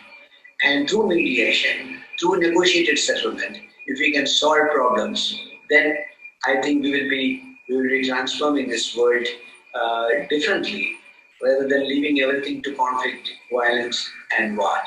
So I take this opportunity to greet all of you. I take this opportunity to convey my best regards to all of you. And I hope in the coming days we will work together to promote this idea of mediation and mediated and negotiated settlement of problems in a world where there is a lot of conflict and violence in the life of people. Thank you very much.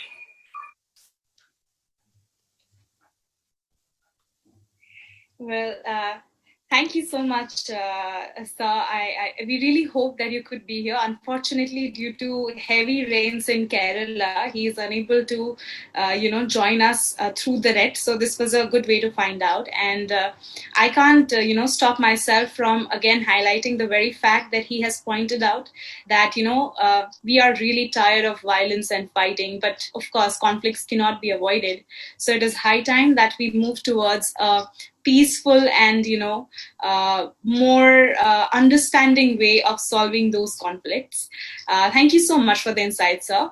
Then next we have Shri Vijay Bharatiya, who is the Vice Chairman of AAMA India chapter. He's a social entrepreneur and a founder of Self-Empowered Voluntary Action, SEVA, since past 40 years.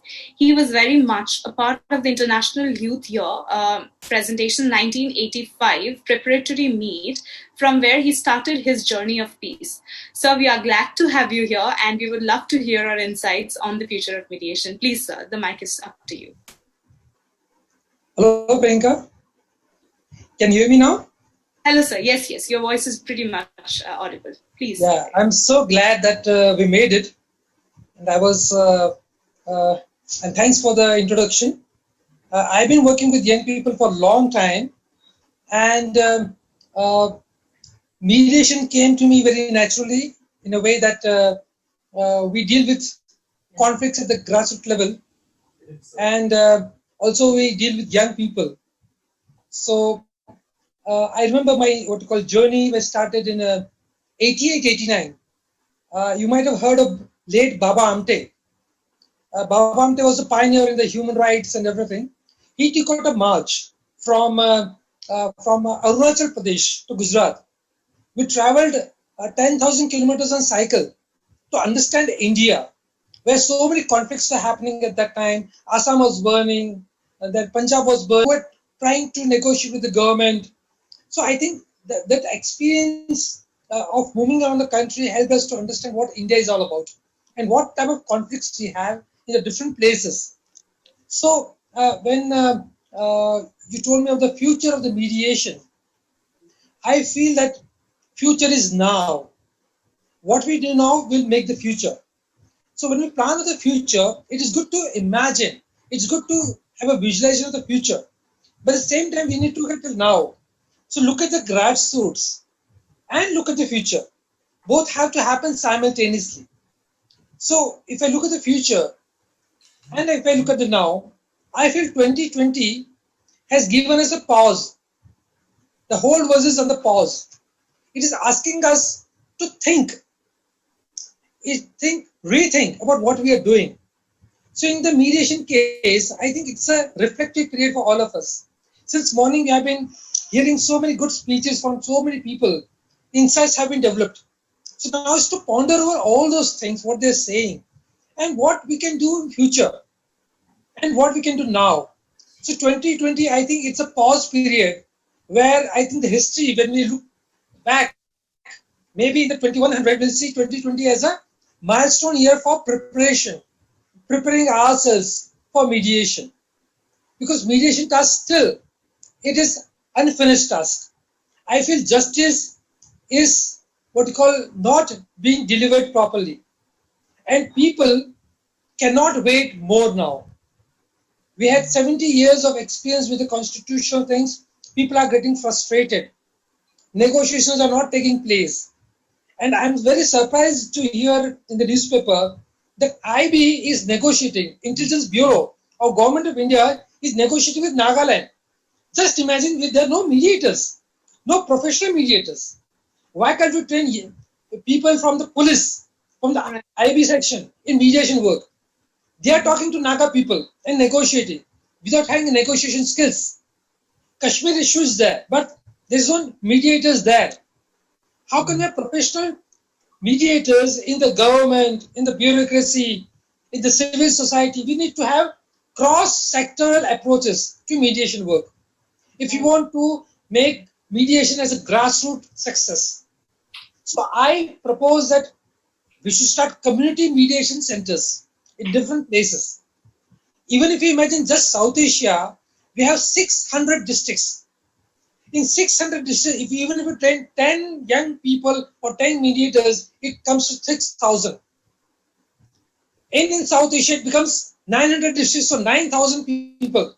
So 10,000 mediators, if they are trained in coming years, they can become a good voice of the people.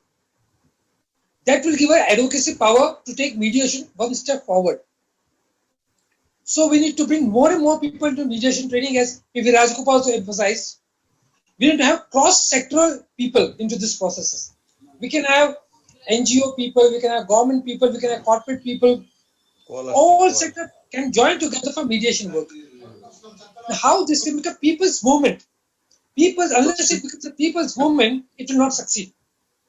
So how to make people's movement? That's a big challenge for us in future. The mediation we talk of. So this is in mind, and I feel I have very few minutes with me. So, maybe if there is questions back, we can come back again. So these are some of my views on future of mediation. Thank you.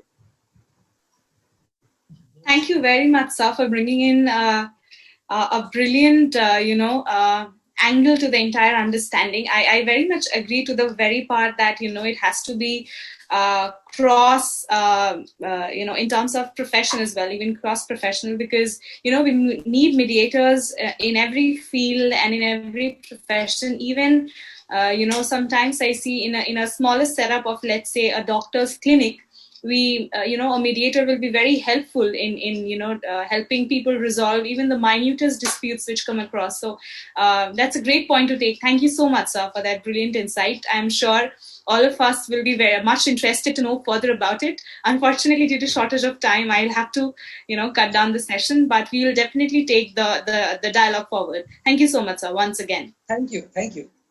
Okay, so now I would want to welcome very lovely Lily, Miss Shavivon Mekaporn from Thailand. She's the Vice Chairman of AAMA Thailand chapter, and she's also mediator at the Thailand Arbitration Center and Rights and Liberties Protection Department, Ministry of Justice. She is also the Regional Director of Bangladesh International Mediation Society of Thailand. We are glad to have Lily here, and I am also very glad to say that we are a bunch of, young people, both at heart and at blood, for the particular session. So, Lily, over to you. We are looking forward to hearing from you about, the future of mediation around Thailand region. Over to you, Lily. Thank you. Thank you for such a lovely introduction, Priyanka. Okay, so first of all, I would like to thank the AAMA, and I would like to thank BIMS and Mr. Goswami for having me as a part of this interesting webinar. So the topic today that I'm going to talk about is about the new normal of mediation in Thailand. I also have made some short PowerPoint that I would like to share with you all. Give me 1 second.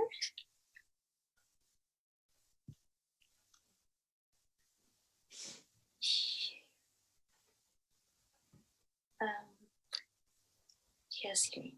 Okay.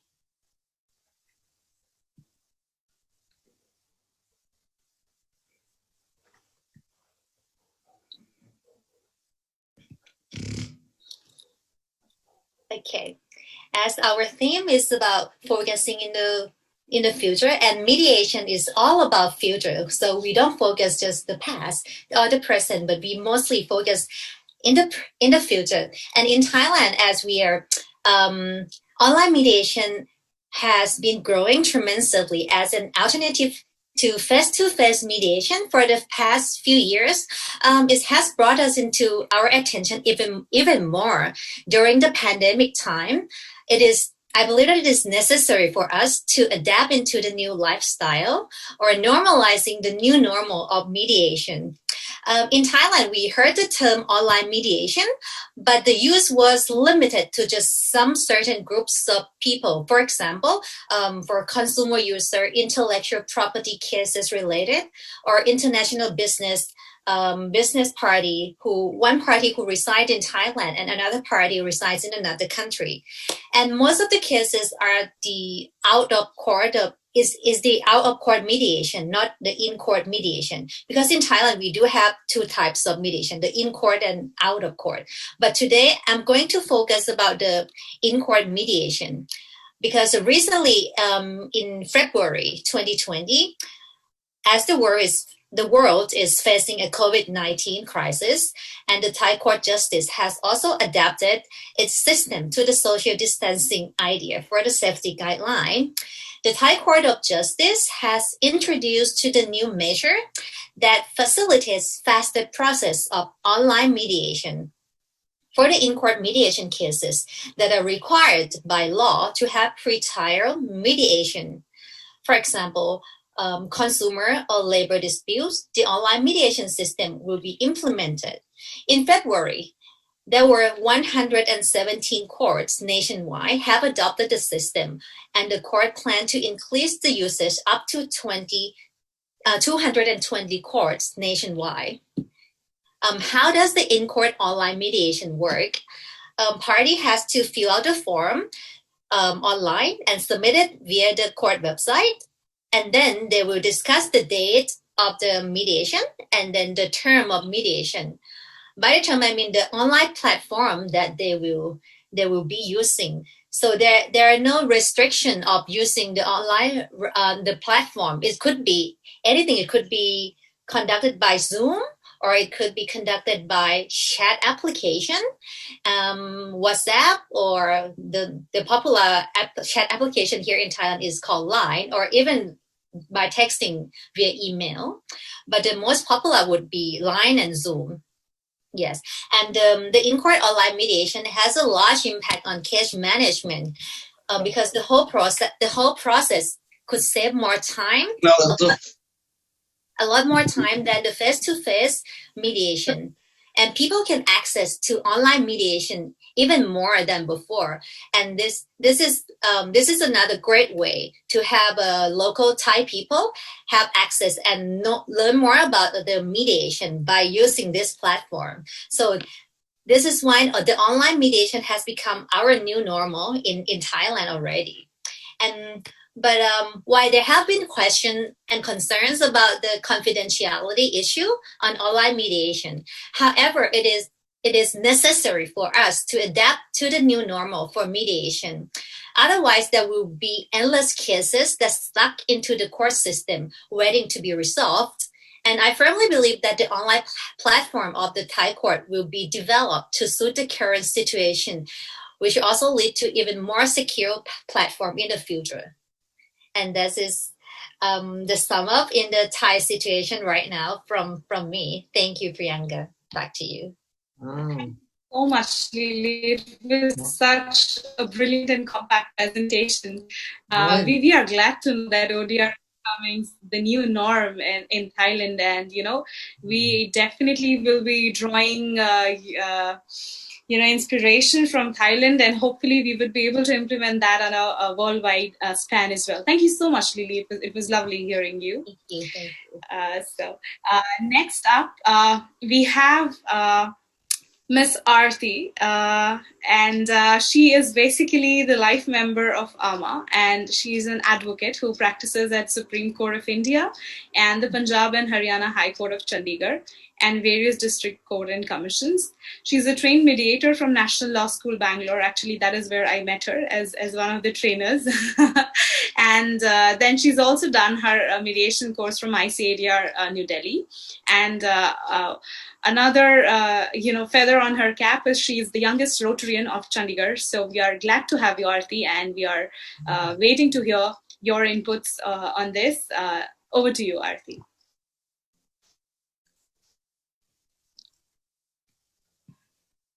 Thank you so much, Priyanka. That was a very warm introduction. Firstly, I would like to thank you personally for making me a part of this wonderful organization. And it's lovely and it's very encouraging for me to speak over here and share my views upon the future of mediation in India. So before I start, I've prepared a brief presentation for all of you. I will just share the screen. Mm-hmm.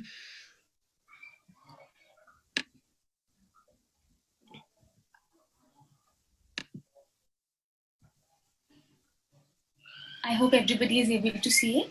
Yeah. Okay. So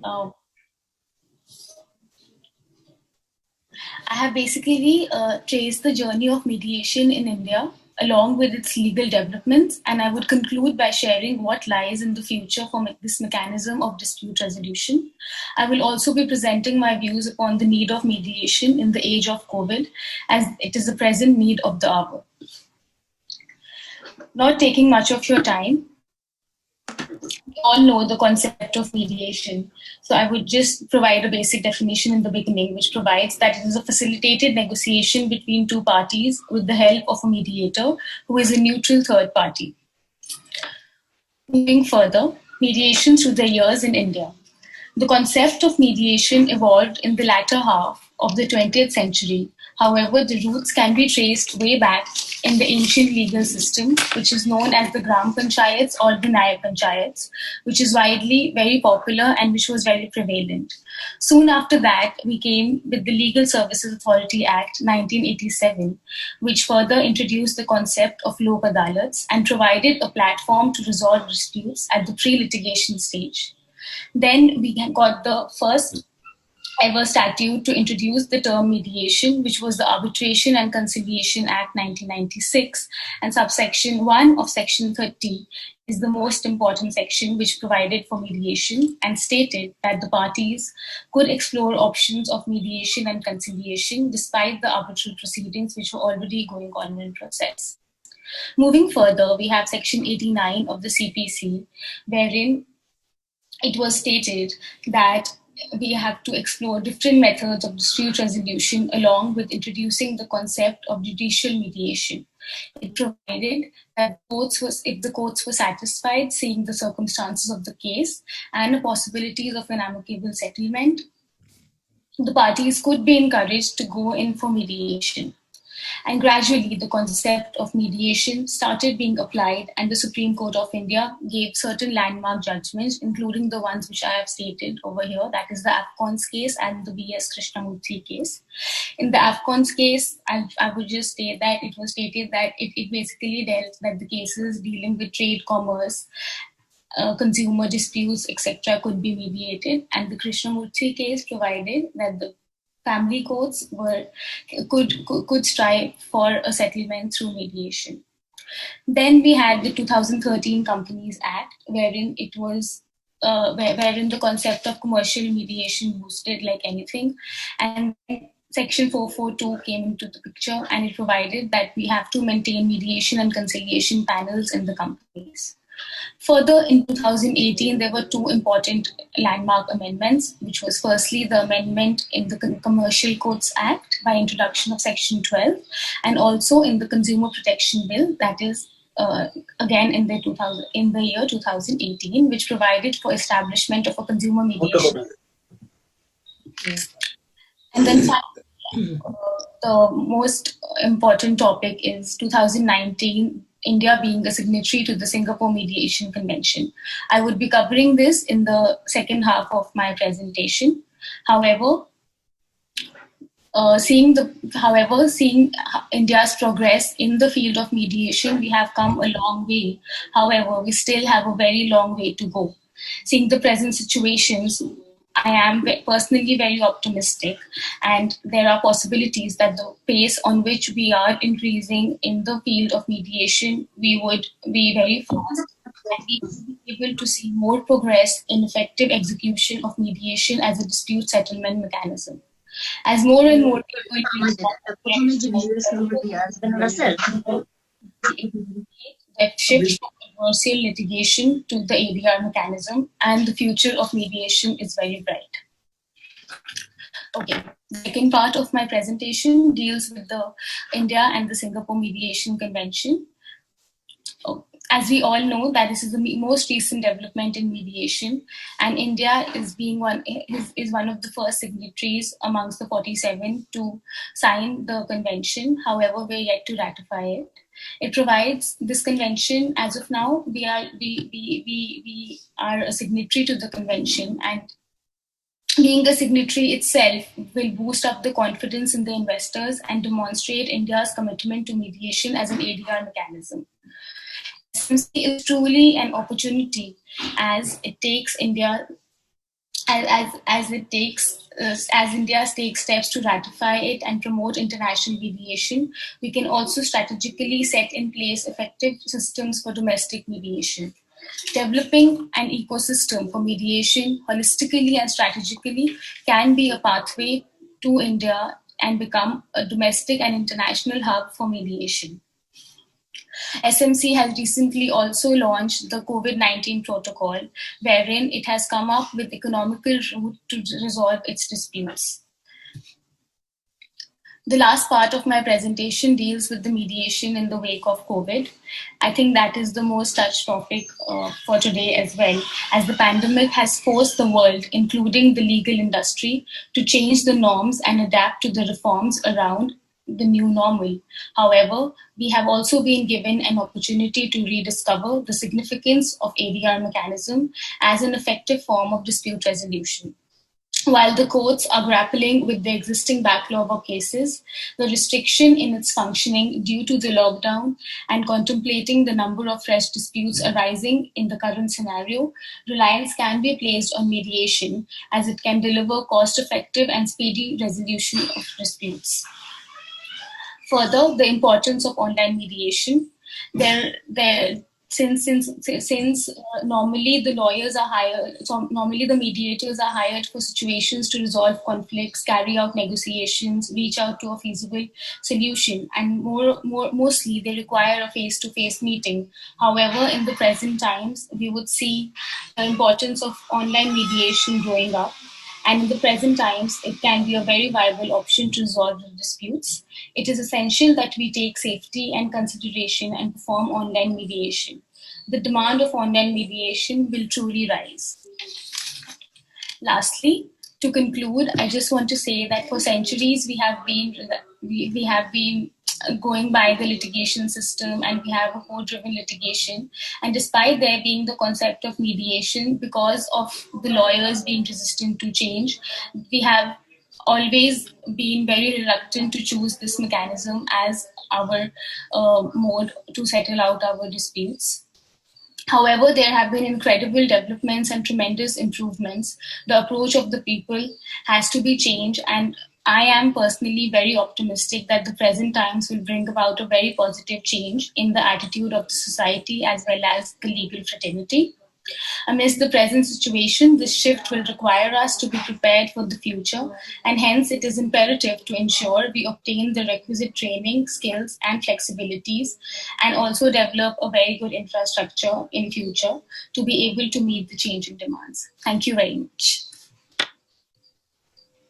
Thank you so much, Aarti. That was a very wonderful and informative presentation, especially about the current scenario and the laws. And, I would take this opportunity to also say, I think Manisha ma'am had pointed out in the previous session that there has been a mandate coming out from the Bar Association of India that mediation has to be a compulsory subject in the legal fraternity. And I understand it's a huge step, because I have been partially involved with academics in India. And, in college courses, we generally have ADR. And when we do ADR, it primarily focuses on arbitration. But here, when we have mediation as a separate course, I can, see the wings of mediation growing further and further. So thank you so much, Aarti, for such a wonderful and compact presentation. Then moving forth, I have a very lovely and, probably Joint Secretary of AAMA, Ms. Mercy, who is also an advocate of the High Court of Kenya and an accredited tutor and assessor to the Chartered Institute of Arbitrators, London. She's also on the panel of arbitrators for Kigali International Arbitration Center and Tanzania Institute of Arbitrators. She is an ICC Young Arbitrators Forum representative for Africa, Middle East, and Turkey, amongst leadership in other groups. Well, there are many more feathers to Mercy's hat. It was only the limited few that I could count. And, I'm looking forward to hearing from you about Kenya and the future it holds with regards to mediation. Thank you for joining in, Mercy. Over to you. Thank you so much, Priyanka. And I would like, first of all, to begin this panel by congratulating the awardee, Honorable Justice Iman, and the entire family for AAMA family for organizing this conference, especially in these COVID-19 times. Last year, we had a very lovely inaugural conference by the beach in Dar es Salaam, and I was really looking forward to coming to Dhaka. But in these times, nonetheless, we are privileged. At least we have a conference, however, albeit virtually. And I'm happy to see some of my friends that I met for the first time last year at the inaugural conference in Dar es Salaam. And Justice Lady Alwatch has basically done a lot of presentation and she's my senior. So she's probably said most of the things I was going to say. Nonetheless, I cannot fall my hand, as they say. I have to say something. Now, she's already highlighted the issues of court annexed mediation programs, and currently the registrars are holding training, as she said, in terms of familiarizing Kenyan mediators under the court annexed mediation program in terms of now moving to the next stage, which is virtual. Because as it is right now, Kenyan courts in other matters are already doing virtual proceedings. In terms of Kenya's new developments, there's a mediation bill that is now open to the public for public participation. The thing with the mediation bill is that it basically seeks to legislate mediation in Kenya so that there'll be a committee and they will be the ones accrediting the mediators who want to get on panels and all that.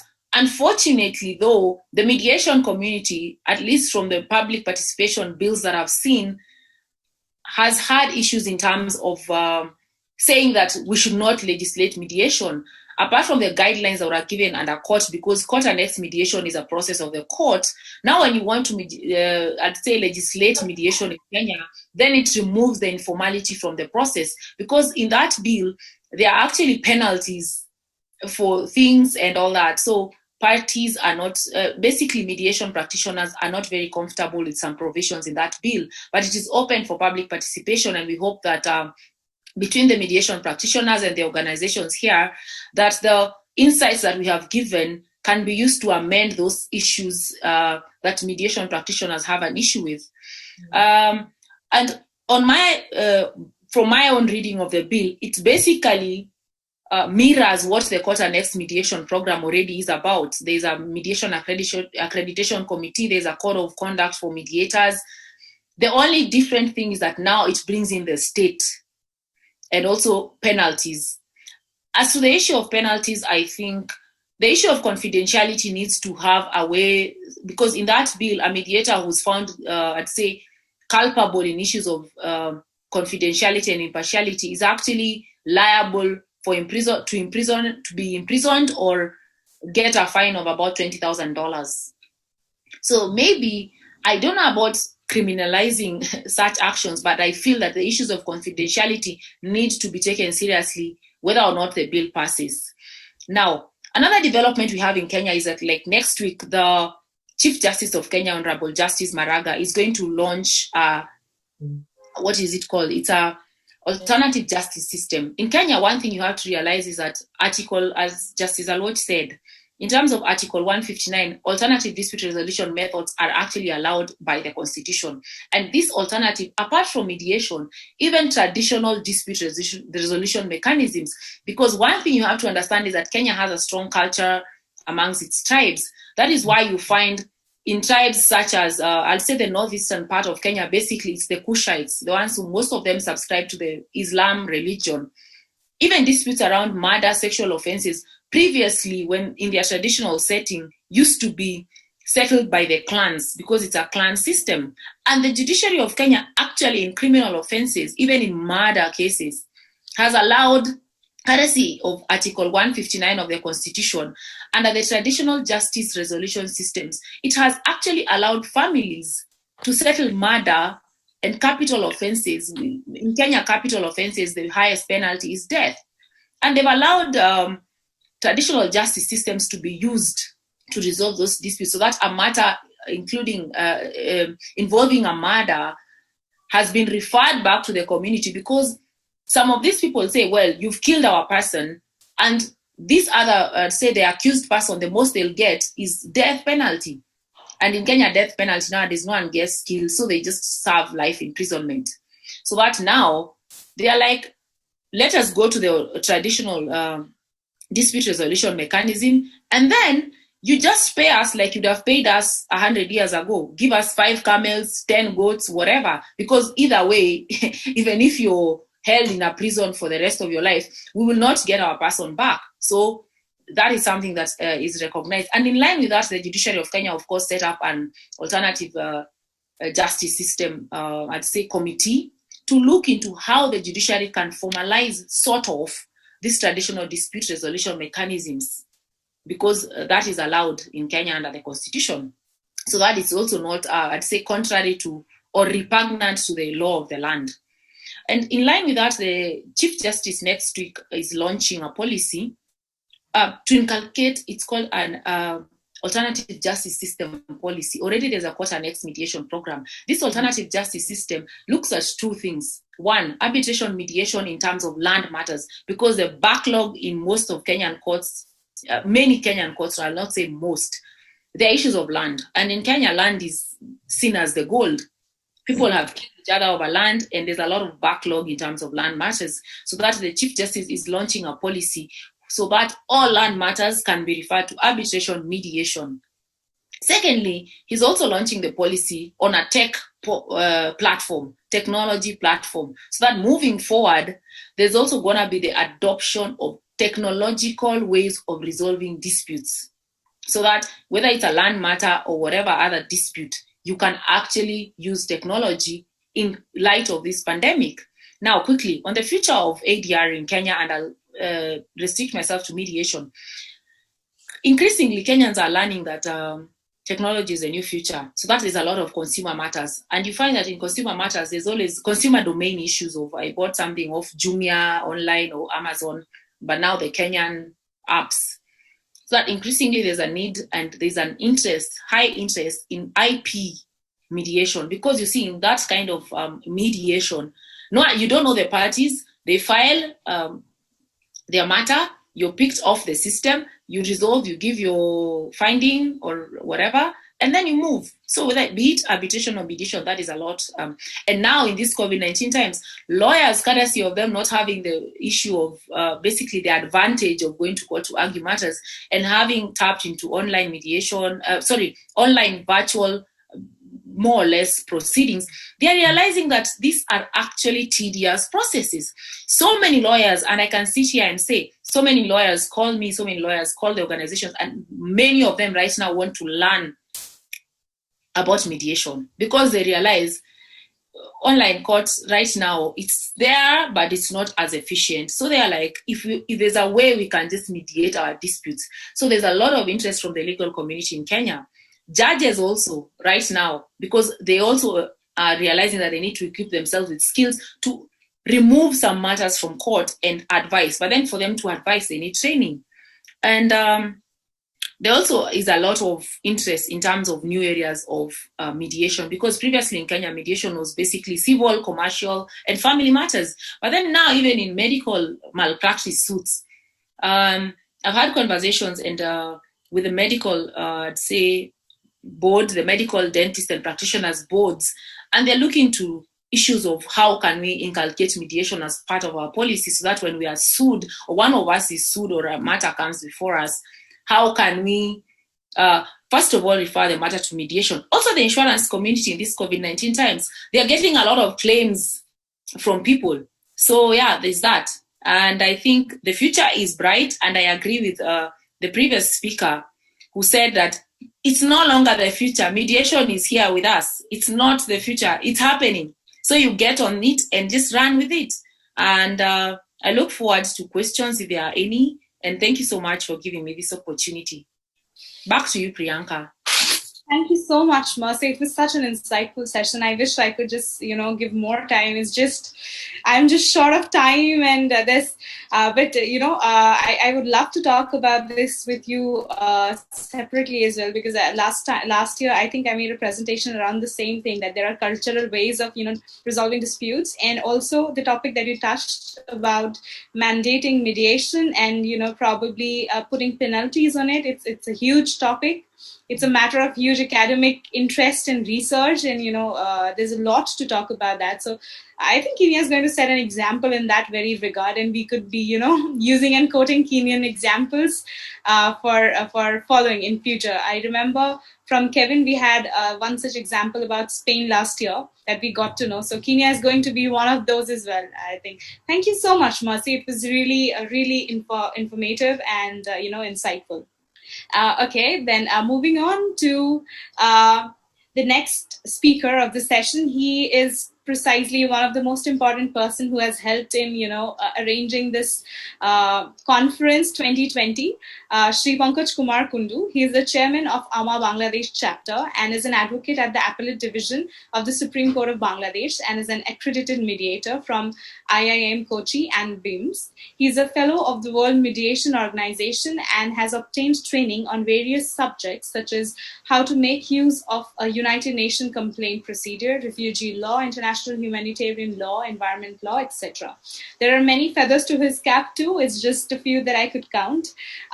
We are eager to hear from you, sir, about the future of mediation for Bangladesh, and we are glad that, and really thankful that you helped organizing this wonderful conference today. Thank you so much, sir. Over to you.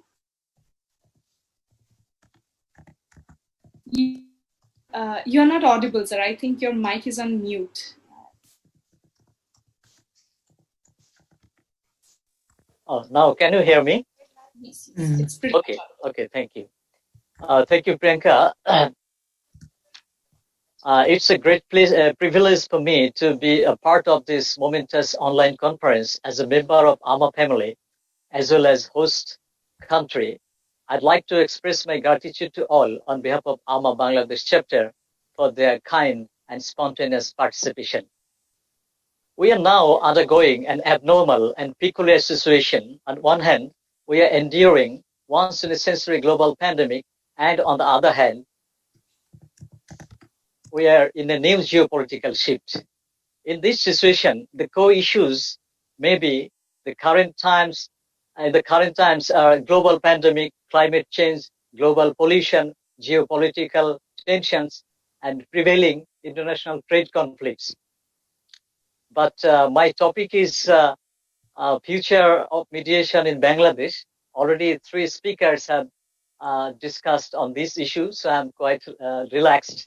So despite that, I'll conclude my speech within in time. Okay. You know, Bangladesh is a very small but densely populated country with more than 170 million people.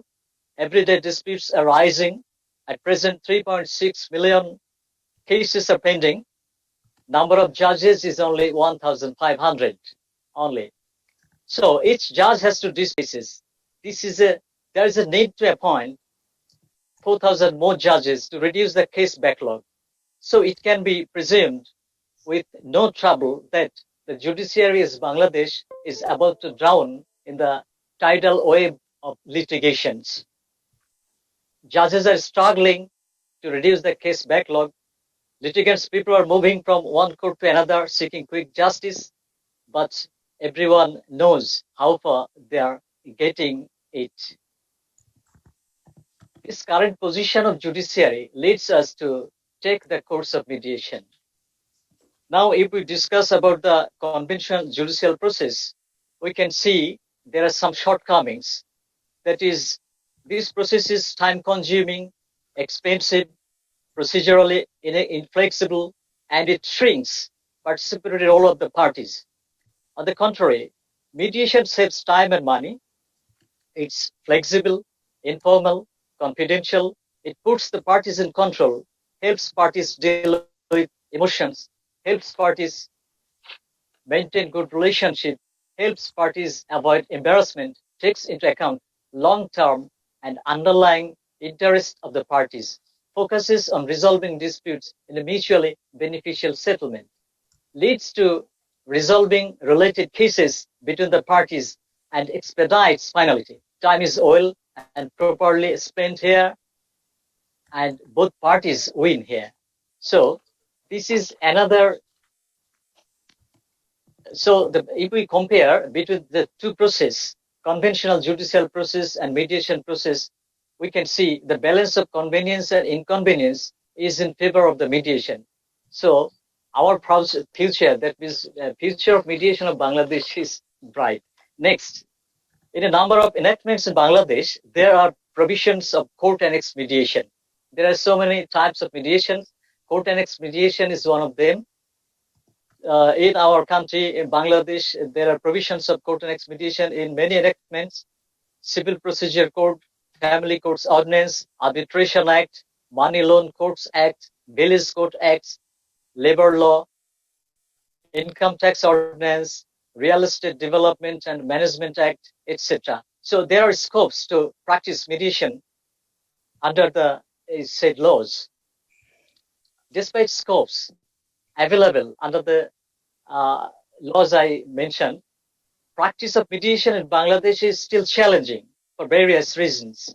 Some crucial factors are accountable for this, such as people's perception about mediation, lawyers' outlook, indifferent attitudes of judges, lack of trainings of judges and mediators, and inaction of the government. People don't choose the course of mediation here for many reasons to resolve disputes. Due to egotism, they don't want to lose their weight to other party. Perception of most of the lawyers is like that of the general people. Moreover, they think they will lose their source of income if the case is ended in mediation expeditiously. Lack of training of motivation, lack of training and motivation, judges and mediators are barriers in promoting mediation. Government's role is very important in making mediation effective in Bangladesh. Compared to other countries, Bangladesh is lagging behind in promoting and establishing mediation.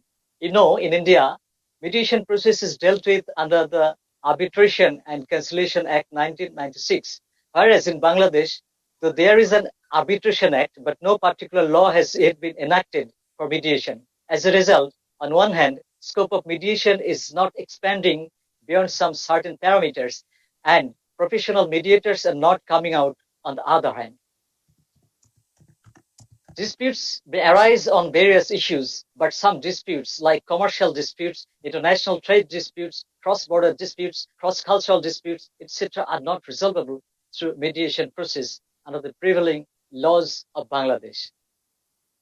But it is a matter of hope that our government, Bangladesh government, has made a law on virtual court ordinance.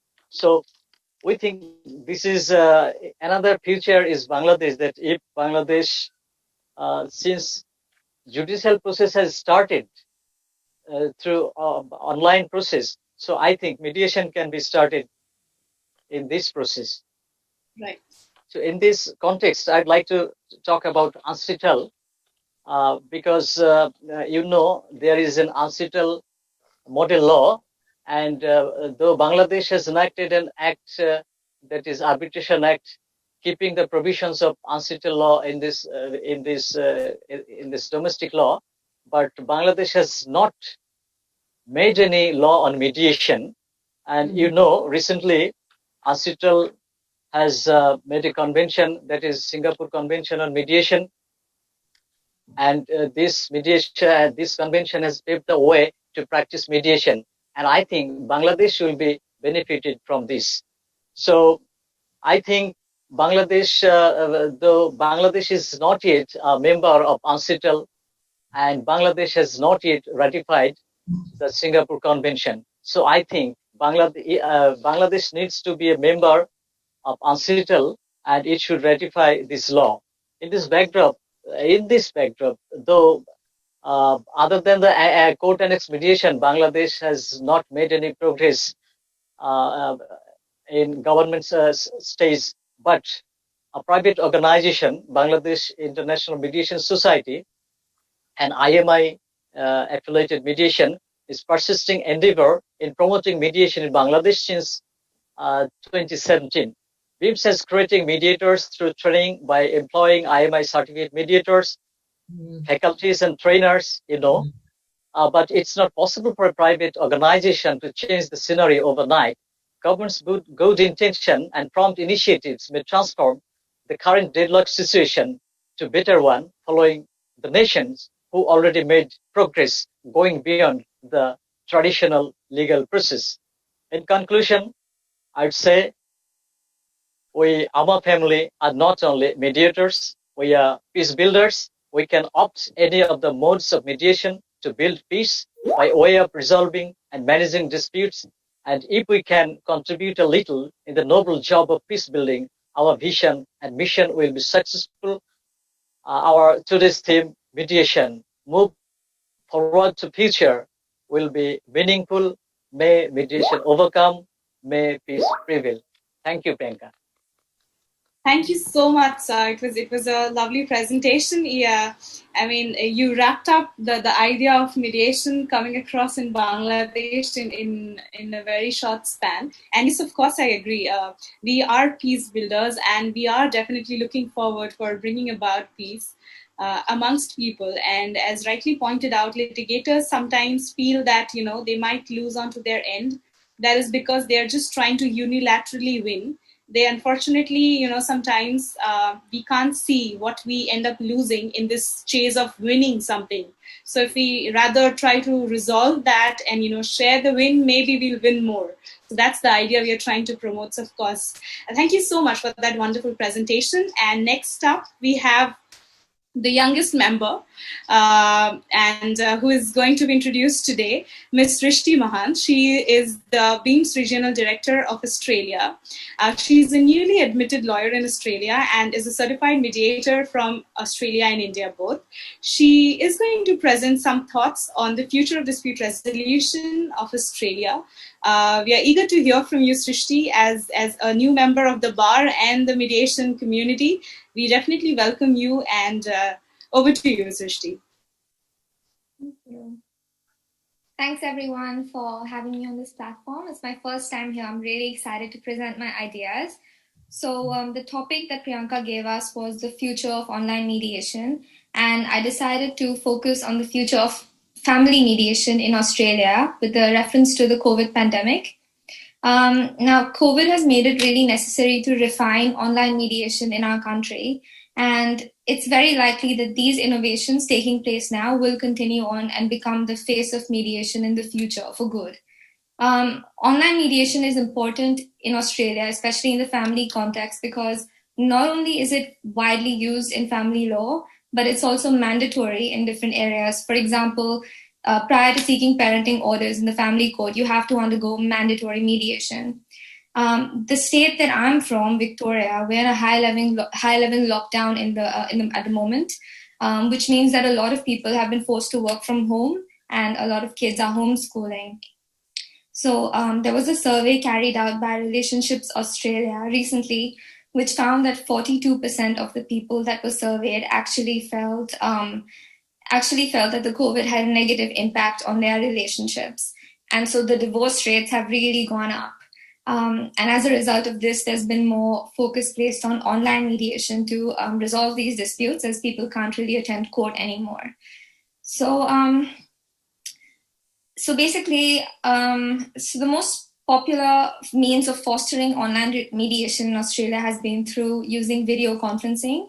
And I'll be talking about some positives and some negatives of video conferencing, because this is what's being focused on in Australia at the moment in terms of refinement for future mediation practice.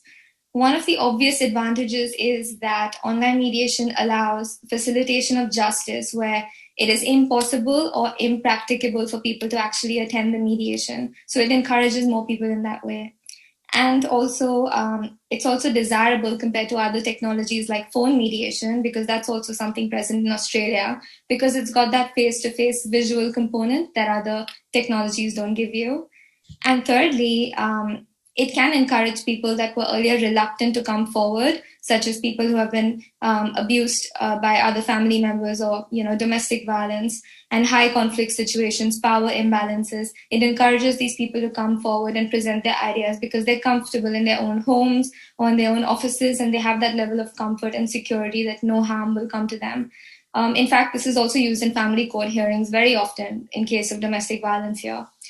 Now, that being said, it has been suggested by multiple authors that only the relationships that already have a pre-existing level of cooperation may be more susceptible to coming forward and doing online dispute resolution in the first place. So this is something to be further explored in refining mediation when it comes to family law. Now, on the flip side, on the negative side, there are issues of privacy and confidentiality in video conferencing. So, for example, when you go to privacy, you don't know who else is in the room when a mediation is taking place. The only person you can see on the camera is the other person, but you don't know how many people are actually present in the room. And this is especially concerning when there's cases of family violence or power imbalances. You just don't know if the person's being threatened or what the situation really is. You can't see that. In addition to this, so for example, even if this doesn't exist, there can still be problems because, for example, now all children are being homeschooled. You don't know if a child is listening into this mediation and is getting affected by their parents fighting, in a mediation setting, and they can actually hear everything and get damaged by it. Also, you don't know if they're house sharing with other people or if there's a larger family at the house and everyone can hear what's going on. So there's privacy issues in that sense. And when we go to confidentiality, the biggest problem potentially is a risk that someone's recording that mediation. So whether it's the parties themselves or if it's a third party that's had access by hacked or anything, and recorded that mediation can then use it against those parties for financial benefits. So this is another big risk. Now, the most commonly reported negative of online mediation is something everyone here has faced. It is technology issues. So if you're in the middle of a really important discussion and something really sensitive, someone's crying and someone's being counseled and your camera freezes, I mean, that could cause more frustration, more distress than necessary, and need additional appointments as well. And lastly, it's really important to consider the human experience that might be lacking when it comes to computer communication between parties. So there's some disparity in Australian literature as to whether it really does affect parties in a negative way in establishing trust. And because the question and answer round is next, I'll just use this to throw a question to the panel. And I'll ask you guys, do you think that it is harder to establish trust between the mediator and the parties in an online setting as opposed to what it would be in a face-to-face setting? And with that, I'll just end. Thank you so much for the opportunity. Thank you. Thank you so much, Srishti. That was a brilliant presentation. You pointed out, the worthy points when we are considering ODR, especially when you talk about the lack of human essence in ODR space. It's totally relatable, especially I would say for countries like and continents like Asia and Africa. We are more human people, so I mean it's in the sense that we are more happy to interact with everybody, and we love that personal touch and gatherings. So of course that is there, and a brilliant presentation. Thank you so much. Well, I think we have ended the session right on time. So thank you so much, everyone, for just making your point in the most compact scenario. If I can lend 5 minutes from the next session, I would like to open the dais for anybody who wants to have any question. So please go ahead and feel free to ask something. Do we have a question for anybody from the panel? I'd just like to comment on what Srishti, I'm sorry, Srishti, I may not be able to pronounce your name correctly. Yeah, but yeah, basically what she said on the issue, and that is, I think that's the issue that everyone has been grappling with in terms of online mediation. But then now you realize that we're here, and then now it ties in with the issue of innovation, because increasingly we're now here and we have to do this. And I feel like looking at the tech space, even it's the same with arbitration in terms of now when you cross-examine a witness. Me right now, you don't know whether I'm reading notes that my lawyer has given me. So that now it moves into the issue of how are we going to develop our infrastructure. Will I have 4 cameras so that the witness is speaking and maybe the lawyer is not whispering, or even in mediation, the party is speaking and maybe someone else is not influencing them on the side. And also it also looks at, in a crazy way, issue of artificial intelligence, where you have holographic images, the use of holographic images in mediation, where I stand and it's me, there's no one else. So that the lack of human touch is an issue, but also it brings in this issue of we need to actually think around innovation. And secondly, how to upgrade our technology in terms of, if someone is you're doing a virtual mediation, it's not a 2D like you're seeing me, maybe a 3D, 4D, 5D, So it's a very pertinent point. So it just, for me, that's the thought, because it's here. So we just take it to the next level because it's here. Thank you. Yes. I could add on to what Mercy put forward with regards to the challenges of building trust. I've been listening carefully at Ms. Mahant's presentation and the rest of the panel in this discussion session. And I think she raises a key point, a challenge that most mediators are facing at this point when conducting their online mediation. And then I want to refer to my introduction today, earlier this morning, with regards to the guidelines and the protocols that have been issued by several institutions on how to effectively manage an online mediation.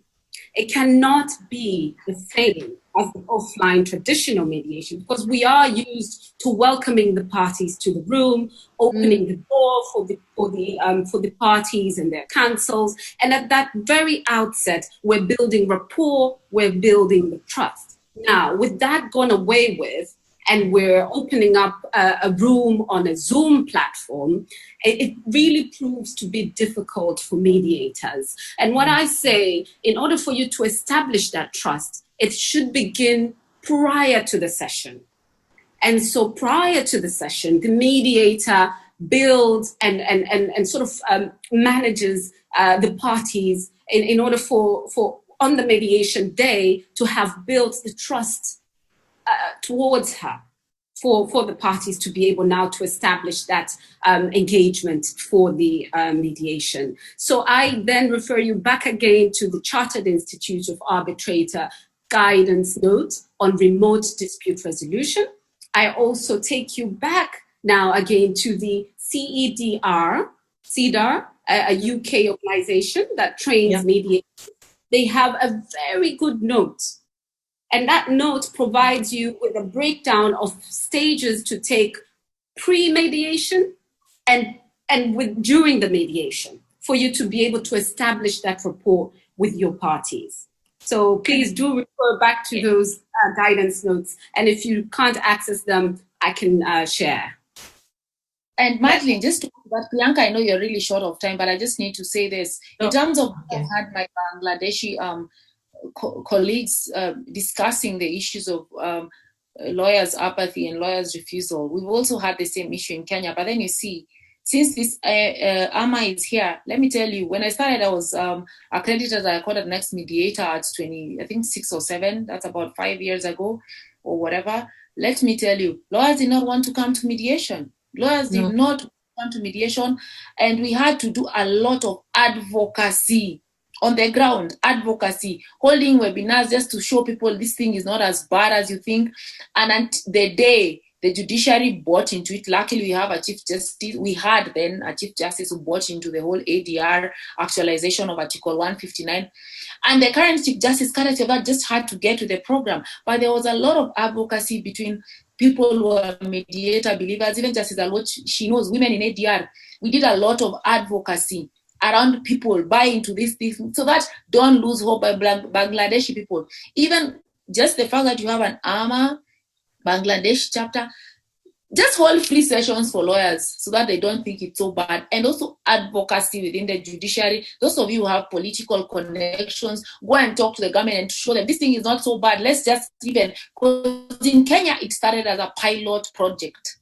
And the users, now the public, said, this is a good thing. So at that point, even lawyers had to shh. Thank you. I may be allowed to add to what Mercy just said. I had highlighted it in my presentation as well, that even in India, even though we have so much development, we have so many new laws coming up, there is a problem because the lawyer fraternity is actually very, very resistant to change. Because number one, it's their legal fee, and number two, they just take it as a mere formality, even if the court refers the case for mediation. So I think we should really find out ways, and we should really create more awareness amongst them that, this particular method is actually good for your parties. And at the end, we all are here to deliver justice. And we cannot take it, we cannot linger on it just because, the matter are not coming in the courts or anything else. But having said that, this particular pandemic has given us the opportunity to actually take mediation as a platform in order to resolve disputes, because now, since the courts are functioning very restrictively, we would be getting this opportunity in order to resolve disputes of the clients through all these alternate dispute mechanisms. Thank you. Thank you so much, RC, Mercy, and Madeline, for your inputs. I totally, of course, that is there, this bridge has to be brought in. But I think Spain acts as a brilliant example, setting through. So what Spain did is basically put people into mediation, and then there's an opt-out. You are not going to be punished for not going forward with mediation, but you have to do one compulsory session of mediation before starting on. This, creates awareness, and it brings in lawyers as well and everybody in the legal fraternity to try and accept the thing, because it's solving. That's there. And also Madeline very well put about the pre-mediation coaching thing. In New Zealand, there is a scheme where you have pre-mediation places where you go before you go for mediation. All the parties go so that, they are at the same level, and the power imbalance also kind of, gets taken care of. So that is definitely also there. Yes, I am really sorry, everybody. There's a power cut at my end. I'm really sorry for being unable to, give more time. I just wish we could carry this forward. I think there's a hands up from Justice Ali. So I'm really sorry. Please go ahead, make your point, and we'll end the session. Sorry, I just wanted to add one point. The fact that in virtual mediation, people are mostly at home, it doesn't mean that people have to. I did see this once and I had to point it out because I was having a dry run before the actual mediation, and I wasn't sure that that particular client wasn't in his, night robe. So I had to question, and he said, "Oh, sorry, I didn't have time to remove my pajamas." I said, "Not on the day of the mediation. I was having a dry run." We have to be careful also. Yeah, thanks. Right, great point, Auntie Justice. Okay, so I'll take your point and I'll move forward to the next session. So yes, just very quickly, I think it is a fact that nobody will deny that lawyers are by and large the ones who prevent mediation or any other form of arbitration and ADR because they feel or they fear that the case is going away from them. And so far as mediation is concerned, I have one suggestion, if you promise not to laugh, and that is that if you make all the lawyers mediators, then there will be nobody to object to mediation. But on a serious note, what you could do and what you must do, I think, is to make people aware. That is the important thing. Make people aware of the benefits of mediation. Because I think once the litigant public realizes that mediation is a much better way to deal with litigation, to get it done quickly and to get, cut your losses, make whatever you can make out of the situation and finish with it. If people realize that this is the easier way, cheaper way, quicker way, then they will go for it. But it's a question of making people aware of it. Thank you. Right. Thank you so much. So it does definitely make a lot of sense, and making everybody, all the advocates a mediator will definitely be a great step. I think with the bar guidelines that we have to make mediation a compulsory subject in India, we might achieve that, in some part.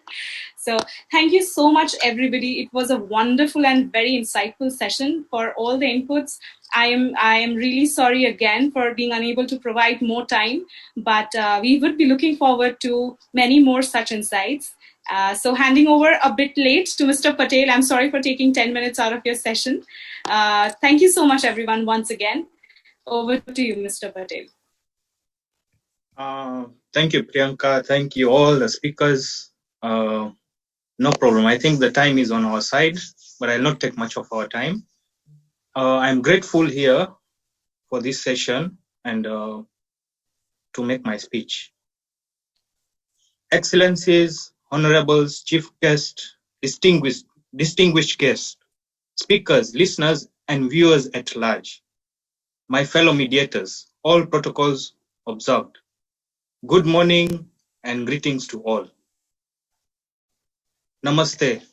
I salute the divinity within you all. I'll introduce myself briefly so that at least people know. My name is Harendra Patel, born and bred in Mombasa, Kenya, accredited professional counseling psychologist, and accredited certified professional mediator, CPM MTI. I just graduated to chartered mediator a month ago, and I'm happy to be in this session. My background dates back to more than 15 years of practical experiences in various setups and fields. Through my trainings in various areas, I believe in practical and effective approaches in the line of mental health, alternative dispute resolution, and conflict management. On behalf of my colleagues in Mombasa and in Kenya at large, I would wish to begin by congratulating the Bangladesh International Mediation Society, BIMS, for organizing this Africa-Asia Mediation Association, AAMA in short, digital conference in these trying times. It's not easy to make people meet, but there are advantages and disadvantages to all. I am honored and it feels nice to see we have gathered from various parts of the world, diverse cultures, and probably many other professions for the betterment of our society, so that we can keep on enhancing and promoting peace and order. Thank you all for the dedication and making this mediation conference a success. In the time we have, it is surely our duty to do all the good we can to all the people we can in all the ways we can. That's a quote from William Barclay. Referring to many religious scriptures, it is believed that peacemakers are God-sent beings. In spirituality, conflict resolution focuses on the unity between people as well as on their differences. Also considered are the healing nature and spiritual connections between clients and between client and mediator. I'll refer to our holy books. In Hinduism, the Bhagavad Gita, all 18 chapters talk about resolving conflict. One of them, chapter 11, text 33, Lord Krishna says, we resolve conflict best when we resolve the inner conflict first. In the Christianity, the Bible, Timothy 1, amongst many other chapters, chapter 2, verse 5, for there is one God and one mediator, also between God and man, the man is the Christ Jesus. In the Holy Book of Islam, the Quran, Al-Nisa, chapter 4, verse 35, if ye fear a breach between them twain, appoint 2 arbiters, one from each family and the other from hers. If they wish for peace, Allah will cause the reconciliation. For Allah hath full knowledge and is acquainted with all things. Prophet Muhammad, peace be upon him, used to encourage and enable all parties to think and reach an agreement on their own. When I reflect to the quotes from our holy books, whichever faith we believe in, I believe the word peace and order exists in all. And from the above quotes, we also learn that as we continue to help others in their disputes, we ought to take great care of ourselves mentally, emotionally, psychologically, physically, and socially. In my experiences and view, it will be prudent for professional mediators to offload unwanted baggages or even share their joys and successes through debriefings, sessions, and supervisions, while maintaining confidentiality in regards to their cases. Practice self-mediation through constant use and practice of skills and techniques would also be therapeutic, and one needs to be a trained mediator. Just the way Lady Justice says, we have to be trained mediators, otherwise we cannot deal with our own problems. In summary, all boils down to ethics and integrity towards self, our clients, and public at large. If your compassion does not include yourself, it is incomplete. That's a quote from Buddha. At this juncture, I felt the need to enhance and constitute Africa-Asia Mediation Association, Mombasa chapter, after consultation with Sir Goswami and our chair, Madeline. Mombasa is an East African coastal island where slave trade was practiced for many years and many past injustice had happened, hence a bitter history. It is a multicultural, beautiful city with residents and visitors from all over the world. Of course, more details we can ask Mr. Google so that we can save time. But due to the past, effects of conflicts and disputes keep on emerging, especially in the family, land, and many other non-criminal matters. Mediation has been introduced in many areas, but they are still yet to accept as an alternative dispute resolution, ADR, especially at the community levels. The journey is tasking, requires resources and time. We have a long way to go before mediation reaches a state of maturity comparable to that in many common law jurisdictions. Steady progress has been made in recent years, and it is heartening to note that momentum is gathering pace in my county and in my country. In collaboration with Africa Asia Mediation Association Executive Committee, as we work towards its success, and I wish to execute the following vision and mission for my country, Mombasa, my county, Mombasa, and slowly groom it towards for the whole country.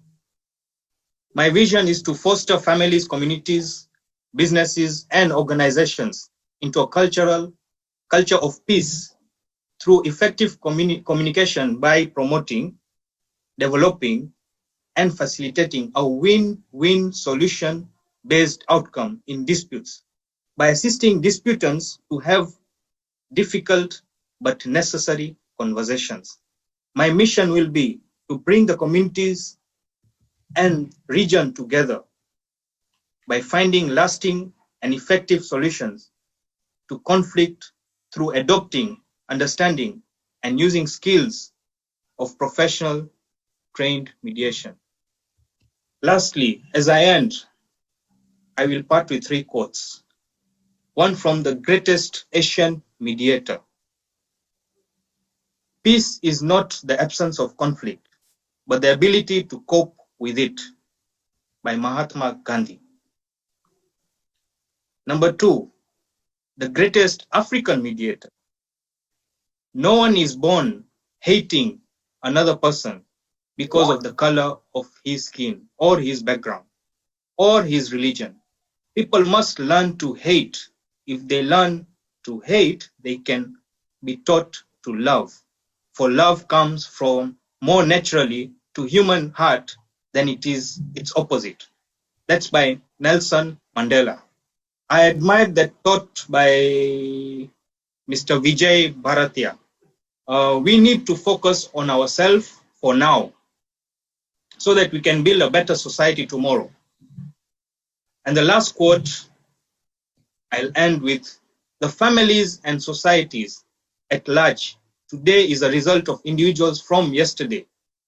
The generations and societies in future will be a result of individuals today.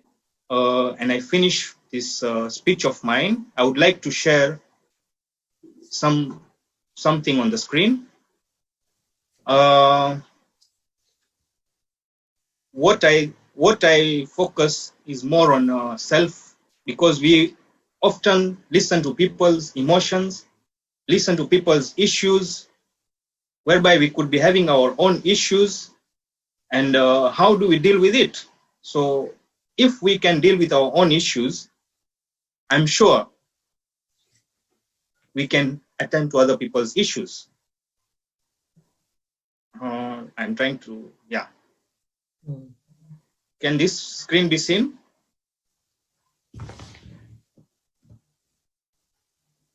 Can everybody see the screen? Yes, we can. Yeah. Yes.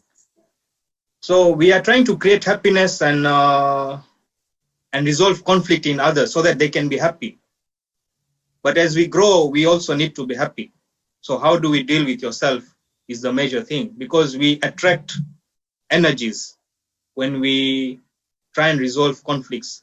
We enter people's auras. if people understand the meaning of aura, it's an energy field around us. And once we do that, we keep on collecting the bad energies or the conflicting energies. When we grow, we tend to maybe distribute it to our kids, offload it on our work. Sometimes we just snap. How do we deal and control ourselves when we are also attending to people's negative energies? Thank you very much. I've ended my speech, and namaste to all. Thank you so much, Mr. Patel, for an amazing insight. I would just want to welcome Mr. Justice Rakan Uizaman, who is the District Judge of Rangpur, to give us a few insights from his experience. So if you could please take the mic.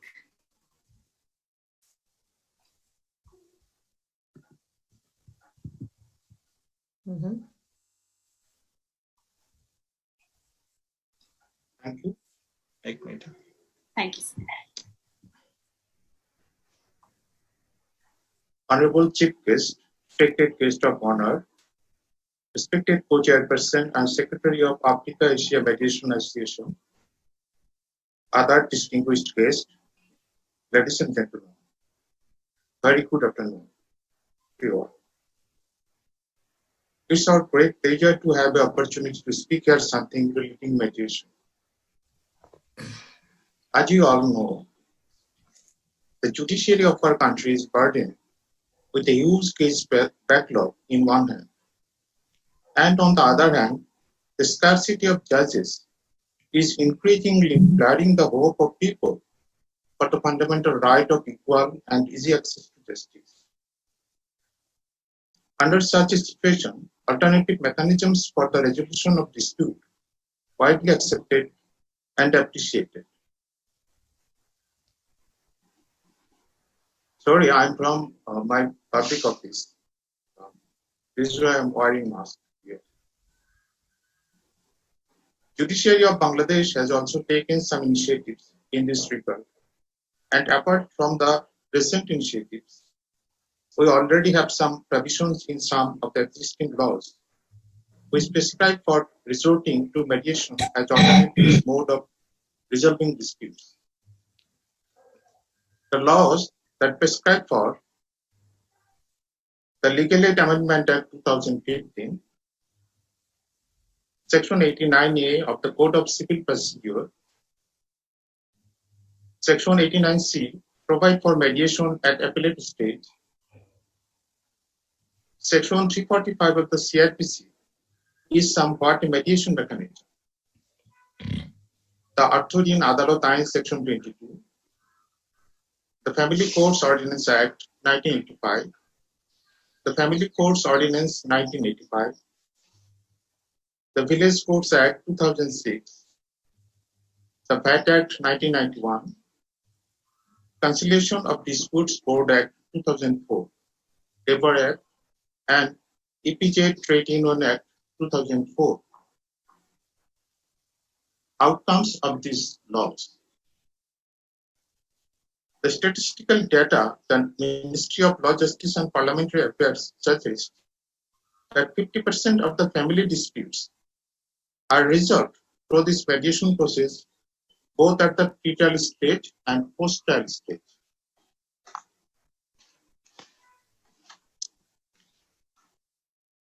As per the statistics of 2017, more than 30,000 Arthurian cases have been resolved through the mediation under that law. And more than 15,000 cases have been resolved through the Section 89A and 89C of the Code of Civil Procedure. Some difficulties here. The rate of number of the court cases resolved through the mediation mechanism is very little in comparison of the pending cases and the influx of the case in the court. The reasons for the failure of the mediation mechanisms are to properly addressed to redress the problem. Lack of institutional mediation skills, scarcity of trained judges and the lawyers on mediation,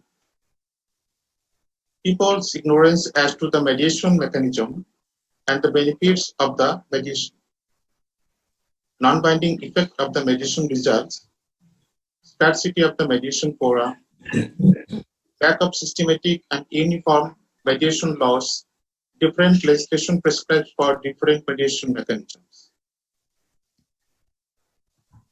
Some recommendations.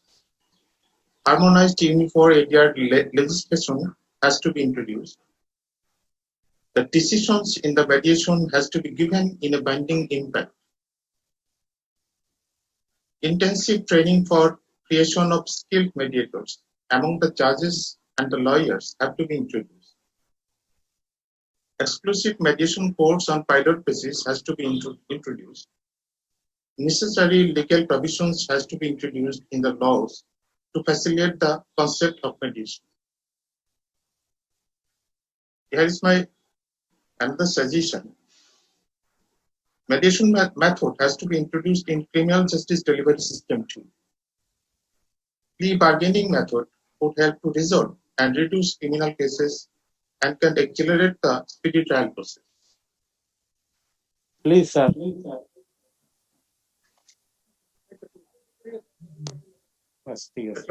Thanks, Amma, to hold a nice meeting to award and train both the judges and lawyers and the stakeholders.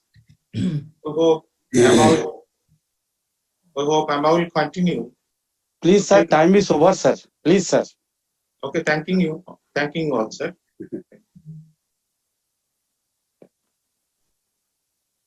Thank you so much, sir. We're really sorry. There's such shortage of time, when you are doing online things. That's one of the cons of online platforms. But your insights are really helpful and they mean a lot. Thank you so much once again. Sir, over to you. Our dearest co-chairperson of AAMA, Goswami, sir, for you. I hand over the mic to you.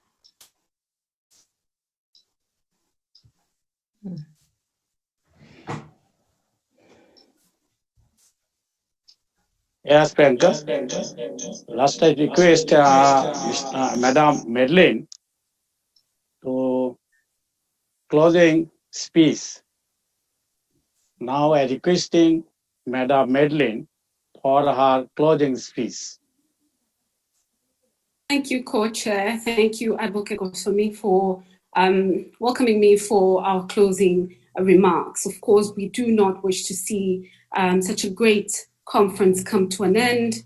However, all great things at some point have to be let go of. Your Excellencies, Supreme Court Justices, honorable delegates, fellow members of the Governing Council, the Governing Board, the Advisory Board of the Africa-Asia Mediation Association, all protocols being observed.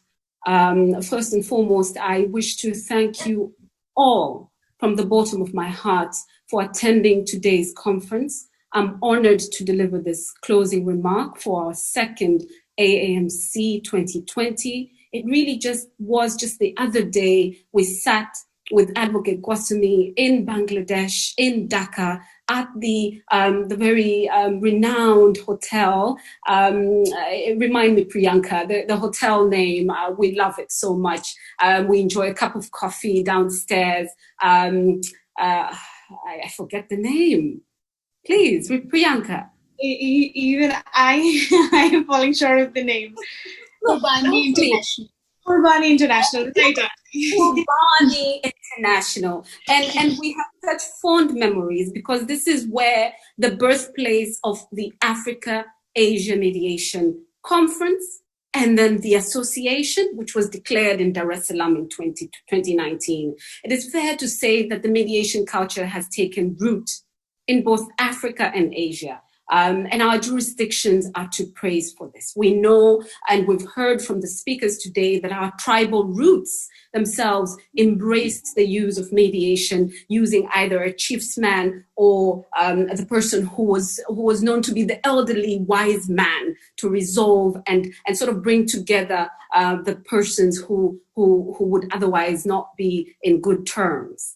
Now, I wish to also take the opportunity to thank all the stakeholders. I know there have been so many stakeholders involved, not only on the ground in Dhaka, but also through our different chapters, just, sort of getting us all to speed to today. Really, it has been challenging because of the COVID-19, and we all wished to be in Dhaka because we wanted to explore the beautiful places that we could visit. And I've gone through Google several times, just seeing all these attractive places that we would wish one day to bring the entire delegation, the kindness of the people of Dhaka, because I have experienced it. And when I came with my fellow friend, the retired Justice Robert Makaramba, in November 2019, we really came away and we were at the airport asking ourselves, the Dhaka people are so nice. How nice is this place? We want to come back. We want to come back on holiday. So that this is how we have been engaging with our personnel on the ground in Dhaka. So a brief overview so that we don't take too much of your time and your afternoon of the program today that demonstrated the efforts that I have spoken about and the efforts to build the culture of mediation within our respective jurisdictions and sort of vamping up the skill set that we all sort of envision to have. I mean, I'm also a learning progress. Each one of us wake up each morning wanting to be better than we were yesterday. Sorry, I'm better today than I will be tomorrow, I hope, because I've learned so much from what has been communicated. We heard from our chief guest, a renowned international advisor from his office or his home in London, and he is pro-mediation, despite the fact that he doesn't spend a lot of time in the courtroom. So this is how you see how mediation works through different corners of our lives, be it conflict resolution in international relations or conflict resolution in the workplace, conflict resolution in commercial related disputes. And then, of course, from Mercy, we heard of those tribal conflict resolution using that method itself. So from our guest of honors, we also heard that pro-mediation movement and the fact that mediation is here to stay. We cannot go backwards, but only advance forward. So those skill sets that we've learned from our ancestors and our ancestors' ancestors, and of course, the leaders that have really portrayed mediation in a way that we cannot appreciate them anymore, such as Gandhi, the founding father of Tanzania, Nyerere himself, having played a critical role in advancing mediation in our countries and the global community at large. We also witnessed Ms. Ferda Paksoy take us through the concurrent session where we had Ms. Manasha Karia from India, talking about the Indian chapter and what's happening in India on the application and definitions of mediation. We heard from Justice Quddus Zaman from the Supreme Court of Bangladesh. He took us through the experiences that Bangladesh is going through. The Lady Justice painted us the picture of mediation, the advancements being made in Kenya, highlighting the recent formation of the National Steering Committee for the ADR policy, which I hear and I heard throughout 2019 was being, even when you appeared at the conference, that this was needed. And so it's good to hear that this steering committee is now in play. The new Mediation Association of Kenya, seeking to standardize and sort of, be able to control the quality of mediation practice in Kenya, the alternative justice system policy, which was launched, the mediation rules, the mediation bill, so much going on in Kenya. Kevin Brown now took us in a different direction, but really opened us up because we probably had not heard of the ombudsman. We had not heard of the UN and the ombudsman global mediation panel that they have. And I heard this from our friend Ferda Pascoe, who really did introduce me to this particular UN Ombudsman existence. He talked about the international aspect of his work and that he was working towards resolving mostly workplace disputes and highlighting the fact that fairness and due process have to be observed. And from him, I take away the aspect of preventative measures. Preventing the disputes prior is important, because if we're able to achieve preventing the dispute from happening, then we would be cutting down the backlog in our courtrooms immensely, not only in the workplace area, but also in the commercial disputes, by ensuring that you advise your clients accordingly when drafting that dispute resolution clause, have that amicable negotiation in play. The discussion and insight sessions techniques, Mr. Baratia shared his insights on rethinking.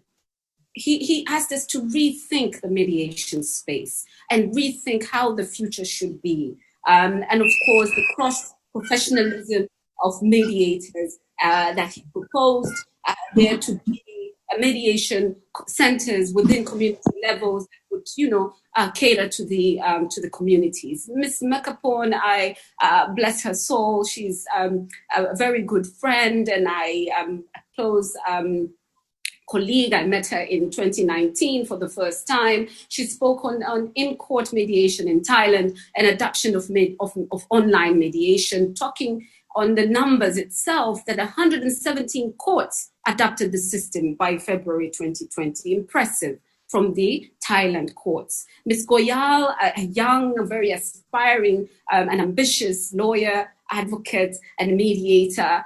She went on through the concept of mediation in India, spoke about the steps being taken due to the advent of this COVID-19, including the importance of the Singapore Convention. Thank you so much, Arti. Then the discussion forum went on. Ms. Okiro, a friend of mine and a member of the Tanzania Institute of Arbitrators as well, and I speak to her highly, and she's also in the committee for organizing this online event, spoke on a higher level on what Kenya has been doing, the traditional mechanisms, the cultures demanding alternative means of resolving disputes, the future of ADR, and touched on very critical issues such as IP-related disputes being mediated and other new areas such as the medical malpractice, which I've never really thought about. So this I take away with me. Mr. Kundu, the chairman of AAMA, I'm about to finalize. He spoke on, he's the chairman of our Bangladesh chapter, that is. He spoke of establishing a balance of convenience in favor of mediation. He spoke on the type of mediations that are there in Bangladesh and under the various laws. And we understand it's a wide scope, and it's really, really impressive what the legal system looks like there. Of course, we are also a common law legal system, and so therefore it's a place where we could borrow leaf. He spoke of the lack of training and inaction, and the lawyers being very negative towards mediation and not giving that confidence to their parties. And this is a perception that we all suffer within our respective practices, whichever jurisdiction we're in. Ms. Mahant, thank you so much from Australia for that. It's a different mindset when you think of family disputes and the fact that family disputes are very sensitive issues to deal with. I, for one, don't mediate family disputes, but I know Harindra Patel is a professional in this. And 42% being the divorce rate cases, and being able to channel them through an online platform, it's impressive from the Australian colleagues there. And so we have gone from Australia to Kenya to India, from India to Tanzania. We are highly, highly blessed today. Mr. Patel, thank you from Mombasa, Kenya. Thank you for your speech. And I take away a lot from that speech because he spoke of peacemaking being God-sent. He spoke of the religious aspect of peacemaking and the healing nature of mediation. He took us through a journey of Hinduism, Christianity, Islam, and spoke of all being unity, unified message, and that is peace. So I then extend my thanks to all those speakers, all our panelists, all our speakers, all the moderators who took the time to share food, the food that we have really just digested, hopefully, and then and taking it forward, meaning to our practices and our daily engagements with our community. That mediation is valuable. And this is really a pleasing message. Our co-host for this conference, the Bangladesh International Mediation Society, BIMS, thank you so much, because this would have never happened without you on the ground, navigating and coordinating. And I wish to extend warm thanks to our governing council again, our governing board of the AMA and advisory board. I won't name each one of us, but also a special thanks to Advocate Kwasumi, who really just put us on our feet for us to be able to be here today, to deliver the way we have delivered. And the preparation committee, Ms. Priyanka, Ms. Arti, Ms. Kiro, and the DACA team, of course, the IT team, Mr. Jahal, Mr. Kundu for being there also as the lead with our co-chair in DACA. The DACA declaration will be declared today by Advocate Goswami. And let me say that another reminder to the stakeholders should be that we continue our efforts in our respective field to handle disputes with a healthy mindset and to resolve the differences in a more collaborative manner. I propose today that we all make and take a pledge to be ambassadors of mediation within our community. I also echo, because of this message that came out from one of the presentation, Abel Lincoln from his notes. I think it's 1850 notes of a practice of law. And he said that as a peacemaker, the lawyer has a superior opportunity of being a good person. There will still be business enough. Once again, I congratulate Justice Muhammad Aman Ali, Senior Judge, Appellate Division, Supreme Court of Bangladesh, for receiving this year's award. And I think at the end, I did pronounce his name very well. And so with that, I end my closing remarks. Mediation is clearly here to stay. Let us all believe in the power of mediation. I thank you, and warm regards from Dar es Salaam.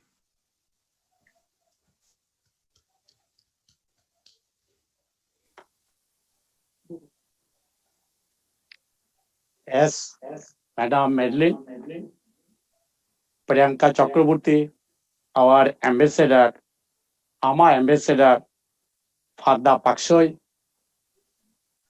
all speakers are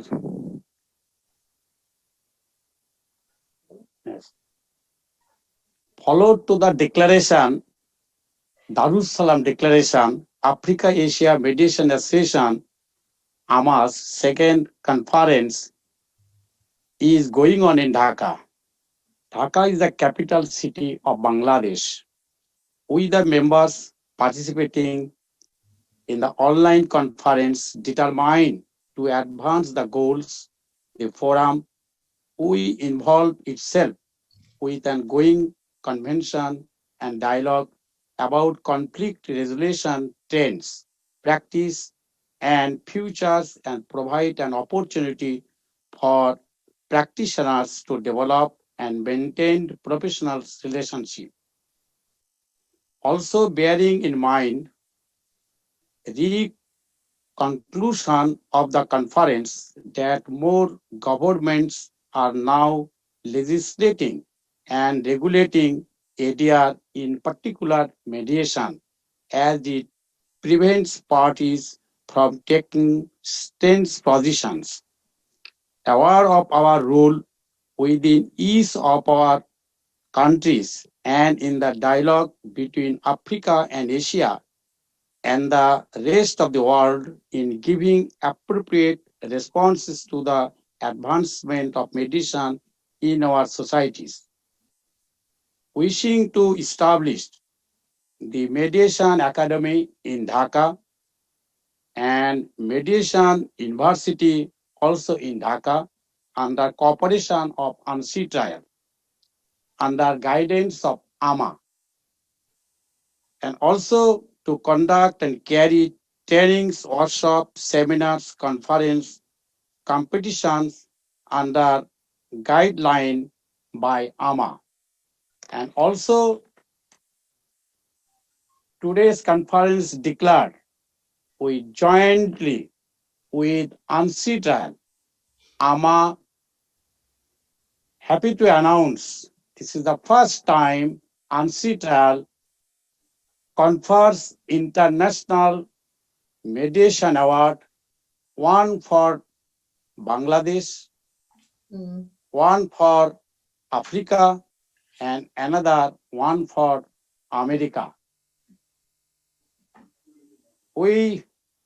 I happy to announce from Bangladesh, Mr. Justice Muhammad Iman Ali, we approve with MI,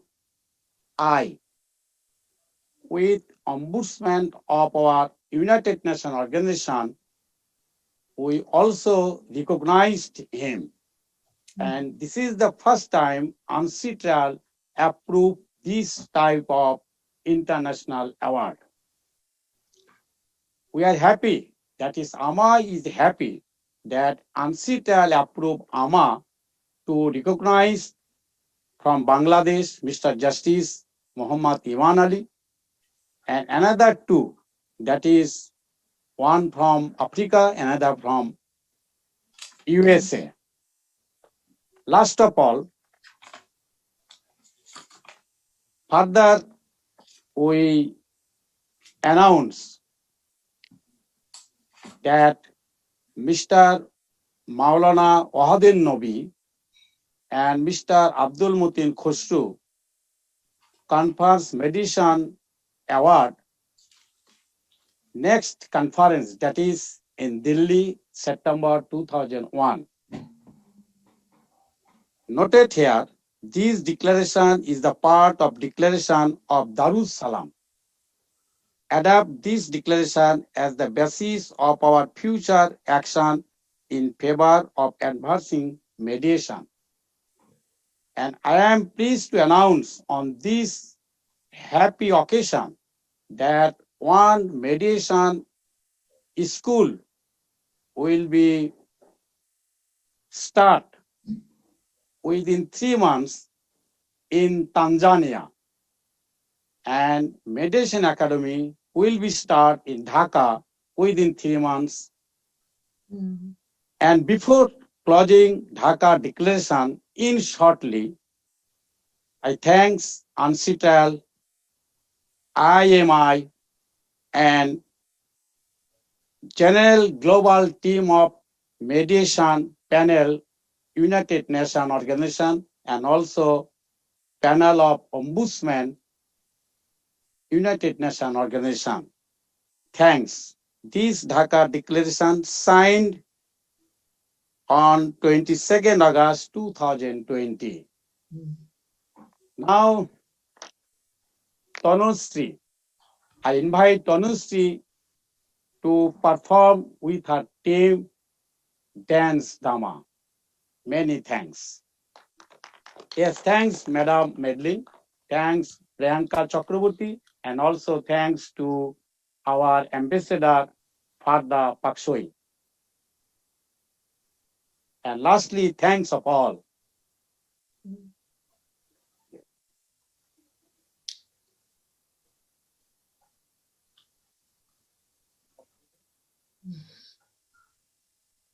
Thank you, Co-Chair. Thank you so much for the delivery of the Dhaka Declaration. The Dhaka Declaration has been supported, as he said, by the UNCITRAL, the IMI, and several other organizations. And I think for now, we move to the next part of the program, which is the dance drama on constitutionality rights.